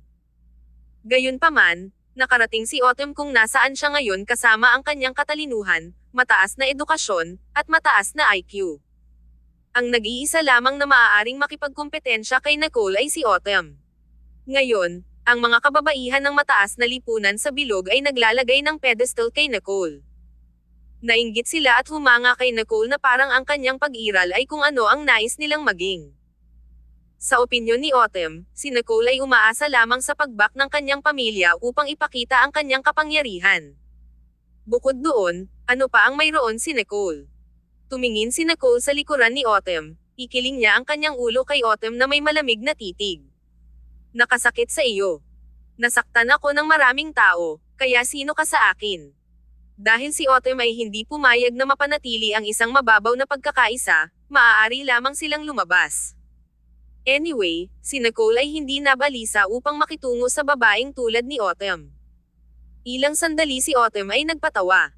Gaano katagal sa palagay mo na maaari kang maging matigas? Ang kalidad ng inspeksyon ay tatagal ng hindi bababa sa kalahati ng 1 taon o kahit 2 o 3 taon. Hindi ba nais ng Stanton Corporation na ang proyektong ito? Kung nagpunta si Nicole sa pamilyang Leonard upang humingi ng awa at alisin ang kanyang condescending saloobin ni Autumn ay maaaring malambot na payagan si Nicole. Nang marinig ni Nicole ang mga salitang ito, bigla siyang lumingon at lumapit kay Autumn. Si Autumn na hindi sinasadya ay gumawa ng isang hakbang pabalik. Tiningnan niya ang malamig na Kat-Angie tanging tampok ni Nicole na nakatingin sa kanyang mapagmataas at biglang naramdaman na nanginginig ang kanyang puso. Kabanata 1256. Kalakal para sa kanya. Biglang tumawa si Nicole at tinitigan si Autumn. Miss Ferguson, sa kasong iyon, tutulungan mo ba ako? Hanggat hinihiling ko sa iyo, tutulungan mo ba ako? Si Autumn ay nagyelo sandali, hindi inaasahan na mabilis na magbago ang saloobin ni Nicole. Tumahimik siya ng ilang segundo at itinaas ang kanyang baba. Siyempre, hindi ito simple. Nais kong aipangako mo sa akin ang isang kondisyon. Itinaas ni Nicole ang kilay niya. Iwanan si Clayton. Bigla-bigla niyang binigkas. Ang tunog ng musika sa bar ay tila tumaas. Ang maingay na mga tambol na dumaan sa mga tainga ni Autumn, na nanginginig ang kanyang puso. Si Autumn ay naramdaman na ang kanyang puso ay hindi nakuha ng isang matalo. Sa hindi inaasahan, sinabi ni Nicole ang lahat na dapat sabihin ni Autumn, nang sabay-sabay. Ang mga sulok ng labi ni Nicole ay may hawak na malabong ngiti na parang siya ay smugly na nanunuya sa dumi sa puso ni Autumn. Nakita ni Nicole sa pamamagitan ni Autumn. Ilang sandali, naramdaman ni Autumn na siya ay hinubad na hubad sa buong pananaw ng publiko. Malinaw, kay Autumn ang isa na kinokontrol ang sitwasyon bago, ngunit ngayon, nasa kontrol si Nicole. Tumingin si Autumn kay Nicole ng mahigpit. Malamig ang tinig ni Autumn tulad ng sinabi niya, para sa iyo, ito ay pagbabago lamang ng tao. Hindi ito dapat maging mahirap, di ba? Sinaksak niya ang sarili at sinabi pa rin kung ano ang nasa puso niya. Ang mga taong katulad mo ay napapaligiran ng isang walang katapusang stream ng mga kalalakihan. Sa palagay mo ay minsan kang nasaktan sa isang relasyon, kaya ang buong mundo ay kailangang umikot sa paligid mo. Hindi sa banggitin ang mga batang hunk sa showbiz na lumitaw ka sa paligid, kahit na si Eric ay nahulog para sa iyo. Labis ka bang ipinagmamalaki nito? Ang isang tao ba ay tulad mo kahit nakarapat-dapat kay Clayton? Hindi siya isang tao na maaari mong i-play sa paligid. Papayuhan kita na maghanap ng ibang tao. Narinig ni Nicole ang pag-igting sa tono ni Autumn at hindi maiwasang tumawa. Naisip niya kung ano ang ekspresyon ni Clayton kung narinig niya ang mga salitang ito. Himukin ba ni Clayton si Nicole na iwanan siya? Tumawa si Nicole. Ang kanyang tinig ay walang malasakit at walang kabuluhan. Miss Ferguson, inaasahan kong naiintindihan mo na si Clayton ang siyang kumapit sa akin muna, kaya pumayag akong makipag-date sa kanya. Kung hindi ako karapat-dapat kay Clayton, karapat-dapat ka ba? Ang mga mata ni Nicole ay gumalagala habang sinuri niya si Autumn, na hindi pangkaraniwan sa hitsura at mas mababa sa 1.6 metro ang taas. Nagtataka si Nicole kung saan nakuha ni Autumn ang kumpiyansa na sabihin ang mga salitang ito. Nadama niya na kahit na sila ay makipagkumpetensya batay sa kanilang mukha, maaari niyang talunin si Autumn sa ilang segundo. Ang tingin ni Nicole ay mas nakamamatay kaysa sa kanyang mga salita. Dahan-dahan niyang sinira ang pagpapahalaga sa sarili ni Autumn. Dahan daw ang naging puti ang mukha ni Autumn. Sinimulan pa ni Nicole na maawa siya. Nakaramdam din siya ng nababato dahil si Autumn ay napakadaling talunin. Tumalikod si Nicole at malapit nang umalis. Bigla, naisip niya ang isang bagay at lumingon kay Autumn. Miss Ferguson, pinaalalahanan mo ako. Nais mong makisali sa pangyayaring ito. Mayroon ka bang koneksyon sa mastermind sa likod ng bagay na ito? Diretso si Nicole. Bigla, ang dugo ay lumubog mula sa mukha ni Autumn. Ang titig ni Autumn ay mabangis na nanginginig. Nahuli ni Nicole ang pangalawang pag-igting sa mukha ni Autumn. Ngumiti siya at hindi naghintay ng sagot, Pagkatapos ay lumingon na lang at umalis. Si Autumn ay itinuturing din na isang miyembro ng pamilyang Ferguson. Naisip ito ni Nicole at biglang may tingga. Sa sandaling lumabas si Nicole, tinawag niya si Logan. Pumunta, alamin kung saang kumpanya si Autumn na gumagalaw. Sa pagtingin sa likuran ni Nicole, biglang nakaramdam si Autumn ng mahina sa mga binti. Hindi na siya makatayo at nahulog sa sofa sa tabi niya. Hindi maintindihan ni Autumn kung bakit ang sandali nang tanungin siya ni Nicole, wala rin siyang lakas na magsinungaling. Para bang nakikita ng mga mata ni Nicole ang lahat ng kanyang panloob na mga saloobin. Isang pagsabog ng malamig na takot ay dahan-daang bumangon mula sa likuran. Hindi ko may pabatid kay Nicole tungkol dito. Naisip ni Autumn. Nginat-ngat niya ang kanyang mga ngipin, kinuha ang kanyang telepono, nakahanap ng isang numero, at nadial ito. Itago ang reporter na iyon at huwag ipakita ang iyong mukha. Hanggat hindi mahanap ni Nicole ang reporter, wala siyang anumang katibayan na nag-uugnay kay Autumn sa bagay na ito. Pagkatapos, Autumn ay maaaring umatras ng hindi nasaktan. Kabanata 1257. Nakompromiso. Huminga ng malalim si Autumn. Pagkaraan ng ilang minuto, ang kanyang mga nerbiyos ay dahan-daang huminahon. Tumayo siya at dumiretso sa tirahan ng Leonards. Matagal nang naghihintay ang Old Master Leonard na naghihintay kay Autumn. Sumimangot siya sa kanya. Hindi kita makontak at naisip na nawala ka. Ngumiti si Autumn at ipinagpatuloy ang kanyang karaniwang mahusay na pagkilos at pag-unawa sa hitsura. Bakit? Siyempre, babalik ako upang mabigyan ng respeto sa iyo, Lolo. Medyo mabigat ang mukha ni Old Master Leonard. Ito ay lampas sa aming inaasahan. Si Nicole ay hindi bumalik sa pangalawang pagkakataon upang magmakaawa sa akin. Sa halip, naglabas siya ng isang pahayag na humihiling ng isang inspeksyon. Sa sandaling iyon, ang Old Master Leonard ay medyo kinakabahan. Sinabi ni Autumn, paano kung ito ay isang inspeksyon? Anyway, ang proyekto ay maaantala, at babayaran nila ang mga pagkalugi. Hindi mahalaga kung ano ang resulta ng inspeksyon, ang proyekto ng Stanton Corporation ay tiyak na mawawalan ng pera. Ang Old Master Leonard ay sumulyap kay Autumn. Sa palagay mo ba ay nais kong magkaroon ng problema sa Stanton Corporation? Si Floyd Stanton ay hindi madaling makitungo. Bumalik noon, nais kong palawakin ang aking kapangyarihan sa Atlanta, ngunit kasama niya si Floyd Stanton, kung nahanap niya ang isang pader ng ladrillo, at ngayon, pinilit niya ako ng anuman dito sa Sun City. Tumingin si Autumn kay Old Master Leonard, na bihirang nagalit sa kanya. Tinikom niya ang kanyang mga labi, at ang kanyang puso ay hindi sinasadya na naging mas selos kay Nicole. Ito ang kauna-unahang pagkakataon na narinig ni Autumn ng isang tao na maaaring makaramdam kay Old Master Leonard na pakiramdam ng krisis. Lolo, huwag mag-alala. Mas masahol pa sa pinakamalala, maaari mong gawin ang inisyatibo upang lumakad at maaliw si Nicole sa loob ng ilang araw sa pamamagitan ng pagpapalam sa inspeksyon na mabilis. Kailangan niyang magpasalamat sa iyo tulad ng dati. Ang Old Master Leonard ay tumitig kay Autumn ng ilang segundo at nagsalita sa isang tono ng gruff. Sa loob ng ilang araw. Ngayon, ang Stanton Corporation ay naglabas ng isang pahayag. Matapos ang ilang araw, sa palagay mo ba ay maaari pa rin akong makialam? Nanigas ang mukha ni Autumn. Gusto mong ibigay ngayon? Tinikom ni Old Master Leonard ang kanyang mga labi at huminga ng malalim. Autumn, hindi ko naaalala na ikaw at si Nicole ay may anumang malalim na puot, kaya bakit gumawa ng gayong pag-aalsa ng isang dahilan na ang magkabilang panig ay mawala ng labis? Bago lumipat ang mga awtoridad sa koponan ng proyekto, kunin ang reporter na iyon upang kunin ang blame at malutas ang bagay na ito. Ang kanilang proyekto ay maaaring magpatuloy at ang magkabilang panig ay makakapapanatili sa aming mga relasyon. Ang Old Master Leonard ay nababahala, lalo na matapos makita ang pahayag na iyon mula kay Nicole. Naisip niya na ang kanilang problema ay mag-drug sa loob ng ilang araw pa, kaya masaya siyang nakakita ng isang mahusay na palabas. Ngunit ngayon, si Nicole ay walang balak na pumunta sa kanya para sa tulong. Ang Old Master Leonard ay hindi umupo.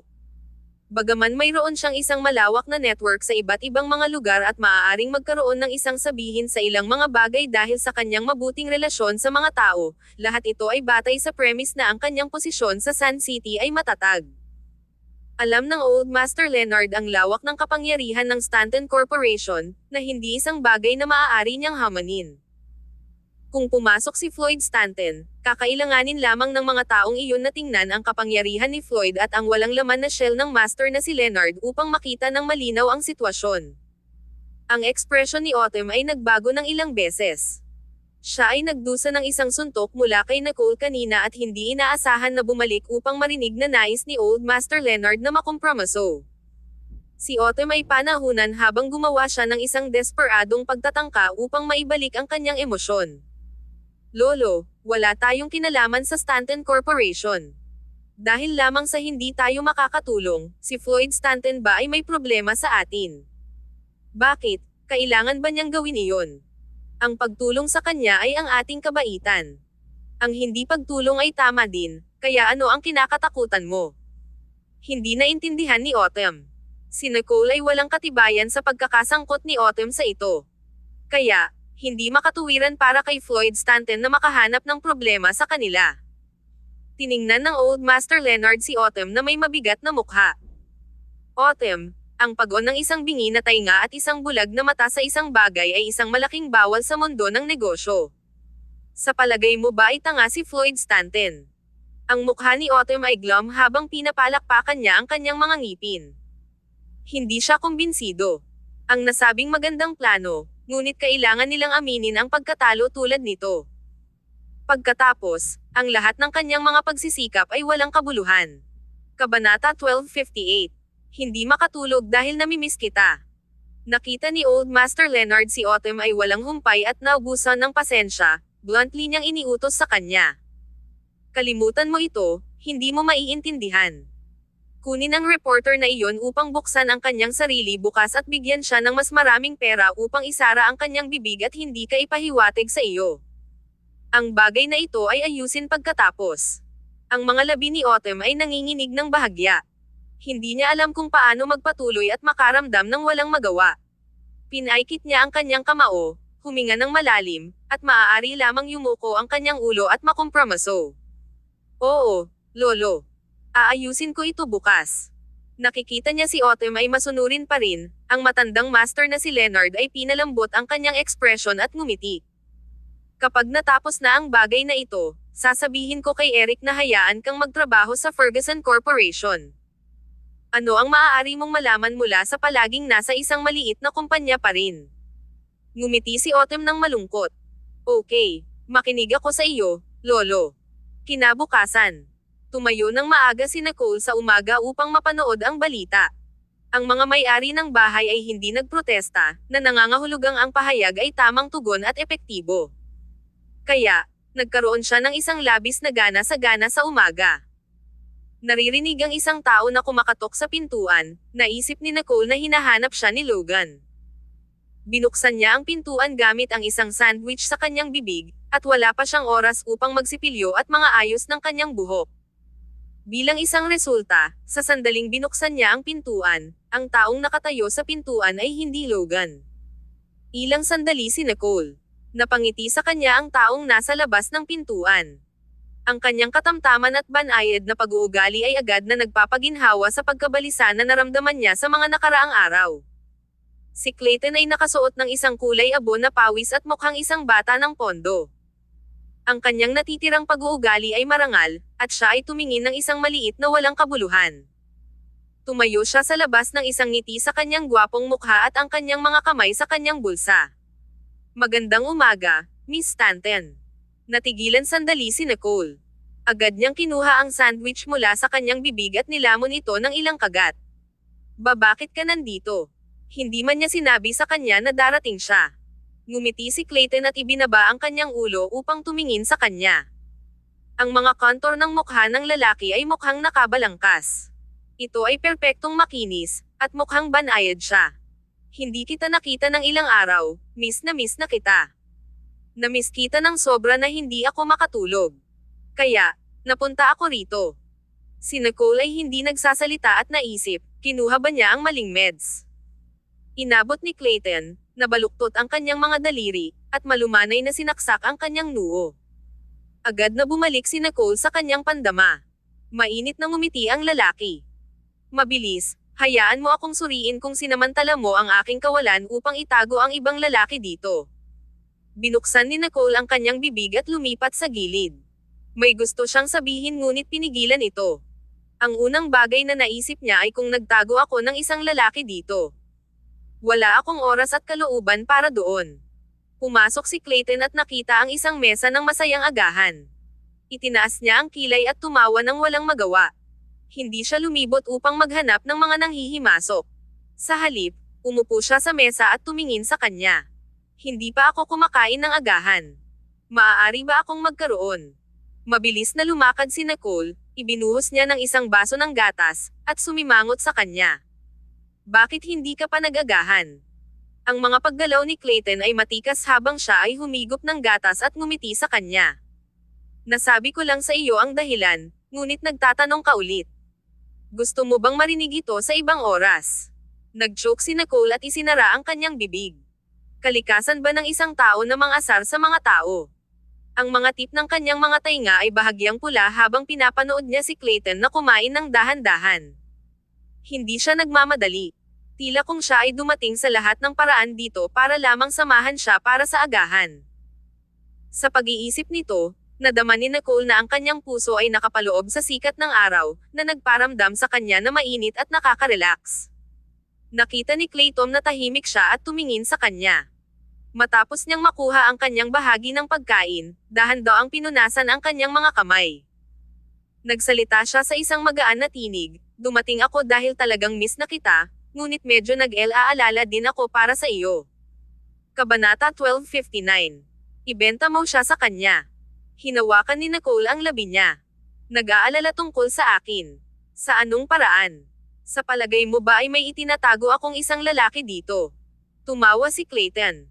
Nag-aalala ako na mag-iisa kang lumalaban. Kahit papaano naramdaman ko na ang problemang ito sa proyekto ng Sun City ay isang bitag. Bumuo siya ng isang masigasig na intuition pagkatapos ng maraming taon ng karanasan. Tulad ng kung paano niya nalaman na nais ni Isaac Sloan na gumawa ng isang hakbang sa kanya bago gumawa si Isaac. Nawala ang ngiti ni Nicole. Ibinaba niya ang kanyang mga mata nang hindi nagsasalita. Tumingin si Clayton sa kilay niya. Bagaman mayroon siyang isang mahusay na gana, ang kadiliman sa kanyang mga mata ay hindi maitago. Sa mga araw na ito, dapat magkaroon ng masamang oras si Nicole. Nagsalita si Clayton sa isang malalim at banayad na tinig. Nagawa mo na ang pag-unlad. Tumahimik sandali si Nicole. Tumingin siya sa kanya ng isang malalim na tingin at isang mapaglarong ngiti. At may kaugnayan din ito sa iyo. Ilang sandali si Clayton ay kinurot ang kanyang mga browser. Hinintay niya ang paliwanag niya. Gayunpaman, bago pa man siya makapagsabi ng anuman, may kumatok sa pintuan. Pangulo, ako ito. Ito ay tinig ni Logan. Ngumiti si Nicole, tumayo, at nagpunta upang buksan ang pintuan. Pumasok si Logan na may isang stack ng impormasyon. Nang makita niya na nandoon din si Clayton, nagyelo siya sandali at tumango ng magalang. Ginoong Sloan. Tumugon si Clayton ng may ngiti. Logan, nagtatrabaho ka ng husto. Hindi nagpalitan si Logan ng mga kaaya-aya at ibinigay ang mga materyales sa kanyang kamay kay Nicole. Ito ang mga bagay na hiniling mo sa akin na suriin kahapon. Kinuha ni Nicole ang sobre ng papel ng craft at hindi ito binuksan. Sa halip, casual na itinapon niya ito sa mesa sa tabi niya. Sabihin mo lang sa akin ng diretsyo. Ayaw niyang basahin ang mga siksik na salita. Masyado itong masalimuot. Tumingin si Logan kay Clayton at medyo nag-aalangan. Nag-stammered siya at hindi alam kung saan magsisimula. Tumayo si Clayton sa sandaling ito at itinuwid ang kanyang damit. May isip ka ba kung bibisitahin ko ang iyong silid? Nagkibit balikat si Nicole. Siyempre, wala siyang problema doon. Pagkatapos ng lahat, nakikipag-date sila, at nagustuhan ni Clayton na gampanan ang papel ng house husband. Nang pumasok si Clayton sa silid, hindi naramdaman ni Logan ang sobrang pressure ng anumang bagay at tiningnan si Nicole. Mabilis siyang nagsalita. Pangulo, sa sandaling bumalik si Autumn Ferguson sa Mediania, nagsimula siyang mag-intern sa Libong Gabi, isang maliit na kumpanya na ang Ferguson Corporation ay may ilang pagbabahagi. Tila tulad ng Ferguson Corporation na nagnanais na makuha ang kumpanyang ito. Si Autumn ay may inupahan sa pamamagitan ng wastong pamamaraan at mga aplikasyon ng trabaho, ngunit hindi niya itinago ang kanyang relasyon sa pamilyang Ferguson, upang ang kawani ng kumpanya ay may kamalayan sa espesyal na katayuan ni Autumn. Ngayon, ang boss ng kumpanyang iyon ay nasa isang mahirap na sitwasyon dahil mukhang tinatawag niya ang mga pag-shot, ngunit sa katunayan, tinitingnan niya ang kalooban ni Autumn na gumawa ng mga bagay. Tama ang hula mo. Ang reporter na iyon ay malamang na may tago ng kumpanyang ito. Iyon ay dahil kapag sinuri ko ang mga resibo ng reporter bago siya nawala, nasa kafe siya sa tabi ng tanggapan na iyon. Nakinig si Nicole sa katahimikan, na may isang malamig na ngiti na nakabitin sa mga sulok ng kanyang mga labi. Tumahimik si Logan at hindi maiwasang tanungin siya. Paano mo malalaman na si Autumn Ferguson ay kainahinala? Tinikom ni Nicole ang kanyang mga labi at hindi maiwasang tumawa ng malakas. Tumingin siya sa direksyon ng kanyang silid tulugan. Sapagkat masigasig siyang gumawa ng pakikitungo sa akin na talagang ipinakita niya ang kanyang mga card sa akin na hindi handa, sinusubukan kong sundin ang kanyang plano. Ganyan ang nakita ko sa pamamagitan niya. Kung hindi man, paano makakahanap si Nicole ng isang tinggan ng mabilis? Naguguluhan si Logan. Gumawa ka ng pakikitungo. Ano ang kanyang mga kondisyon? Itinaas ni Nicole ang kanyang baba at itinuro sa direksyon ng silid tulugan. Ibenta mo siya sa kanya. Hindi nagsalita si Logan. Tumawa si Nicole. Ang tao sa silid tulugan ay naramdaman na parang pinag-uusapan nila siya, kaya naglalakad siya palabas. Inalis ni Clayton ang kanyang jacket at lumakad ng may bahagyang pagsimangot, hindi kinuha ang inisyatibo upang magsalita. Sinabi ni Logan, pagkatapos ay pupunta ako at maghanda ng kotse. Tumanggaw si Nicole. Sa sandaling umalis si Logan, hindi mapigilan ni Clayton at tinanong si Nicole. Ibenta ako, kanino? Kabanata 1260. Ang iyong admirer. Bagaman nasa silid tulugan si Clayton nang magsalita sina Nicole at Logan, hindi nila sinasadya na pigilan ang kanilang mga tinig, kaya maririnig pa rin niya ito ng malinaw. Tumawa si Nicole at tiningnan si Clayton gamit ang kanyang ulo na tumagilid at itinaas ang kilay niya. Itinakda ng iyong admirer ang bitag na ito para sa akin upang makuha ka. Hindi ba ito inaasahan? Ang mukha ni Clayton ay agad na nanigas. Bumagsak ang ekspresyon niya. Sino? Itinaas ni Nicole ang kilay niya. Ang iyong admirer. Bigyan mo ako ng isang name. Bahagyang bumagsak ang kanyang tono. Naisip ni Clayton, anong uri ng admirer ang maaari akong magkaroon? Matapos makarating sa media niya, ang nag-iisang babae ni Clayton ay nakipag-ugnay kay Nicole lamang. Autumn Ferguson. Nang sabihin ni Nicole ang name na ito, ang mukha ni Clayton ay agad na naging madilim at malamig. Ito ay bihirang makita si Clayton na mukhang seryoso. Nang pumasok si Clayton sa pintuan kanina, mainit at kumikinang siya. Ano? Wala akong impresyon sa kanya. Ayaw ni Clayton na magsinungaling. Gagawin ko, ngunit hindi ako pamilyar sa kanya, may sakit ba ang babaeng ito sa ulo? Siya ay tulad ng isang mabuting tao, ngunit hindi niya maiwasang sampin si Autumn. Natigilan si Nicole sandali at hindi maiwasang tumawa. Nakita ni Clayton na si Nicole ay hindi nagagalit at tumatawa ng maligaya sa halip. Ang kanyang mukha ay lumubog sa kawalan ng paniniwala. Ano ang tinatawanan mo? Ang babaeng ito ay may sakit sa ulo, ngunit hindi ko inaasahan na siya ay mabaliw. Paano ito? Hahawakan ko ang bagay na ito. Sinasabi iyon, kinuha ni Clayton ang kanyang telepono. Madaling hinawakan ito ni Nicole at sinabi ng may ngiti. Nais mo bang malutas ito? Paano mo malulutas ito? Gusto ko siyang sumuko sa hindi ka nais-nais na pag-iisip na pansamantala, kukurutin ko siya para maibulalas mo ang iyong galit. Tumawa si Nicole nang walang magawa at naisip, sinusubukan ba niyang ibulsa ang aking galit o ang kanyang galit? Bakit siya ay mukhang nababahala kaysa sa akin? Agad na ikinalulungkot ni Clayton. Ginoong Sloan, ang isang pag-aalsa ay hindi malulutas ang problema.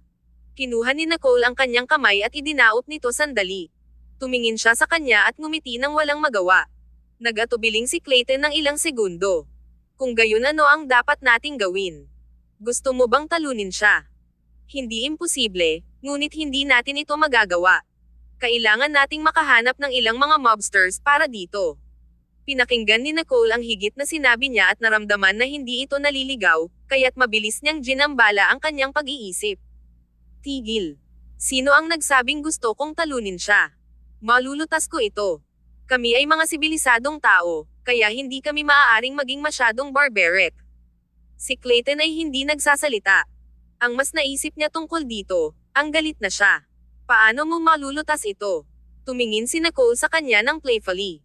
Ano talaga ang ipinagbili mo sa kanya? Ang katawan ni Clayton ay nanigas ng bahagya.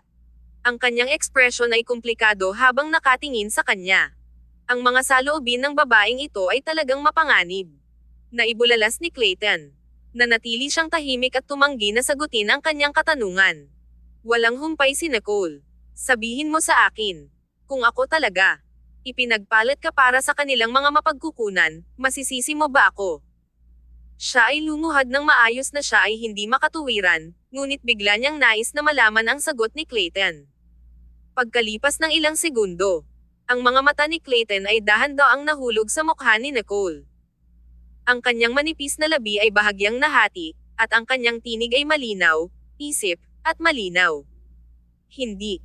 Itinaas ni Nicole ang kilay niya at medyo nagulat. Hindi niya talaga ako masisisi. Kung pinalitan namin ang mga lugar at ipinagbili ako ni Clayton, mababaliw na ako. Inabot ni Clayton ang kanyang kamay at dahan-daang nakarating sa buhok ni Nicole habang malumanay na hinimas niya ito tulad ng siya ay isang mahalagang kayamanan. Paano kita makakasama at sinisisi mo ako? Hindi mahalaga kung sino ang ibebenta mo sa akin, tatakbo ako sa iyo sa aking sarili. Ang kanyang tinig ay napakadalisay at malinaw, tulad ng isang simoy ng tagsibol sa kanyang tainga. Napakaprangka niya at banal. Biglang nadama ang tibok ng puso ni Nicole na parang clenched ito. Ang sagot na ito ay tulad ng pag-ibig ni Clayton para sa kanya, mayaman at biglaan. Ang dalawa sa kanila ay tumingin sa isa't isa. Nadama ni Nicole ang kanyang pagmamahal at ang biglaang kalapitan ng kanyang kaluluwa. Siya ay nakikipag-date lamang sa kanya, ngunit siya ay nagmamahal sa kanyang buong puso. Ito ang pagkakaiba sa pagitan nila. Biglang nadama ni Nicole na ang pakiramdam na iginanti ay hindi sapat, tulad ng hindi siya karapat-dapat sa kanya.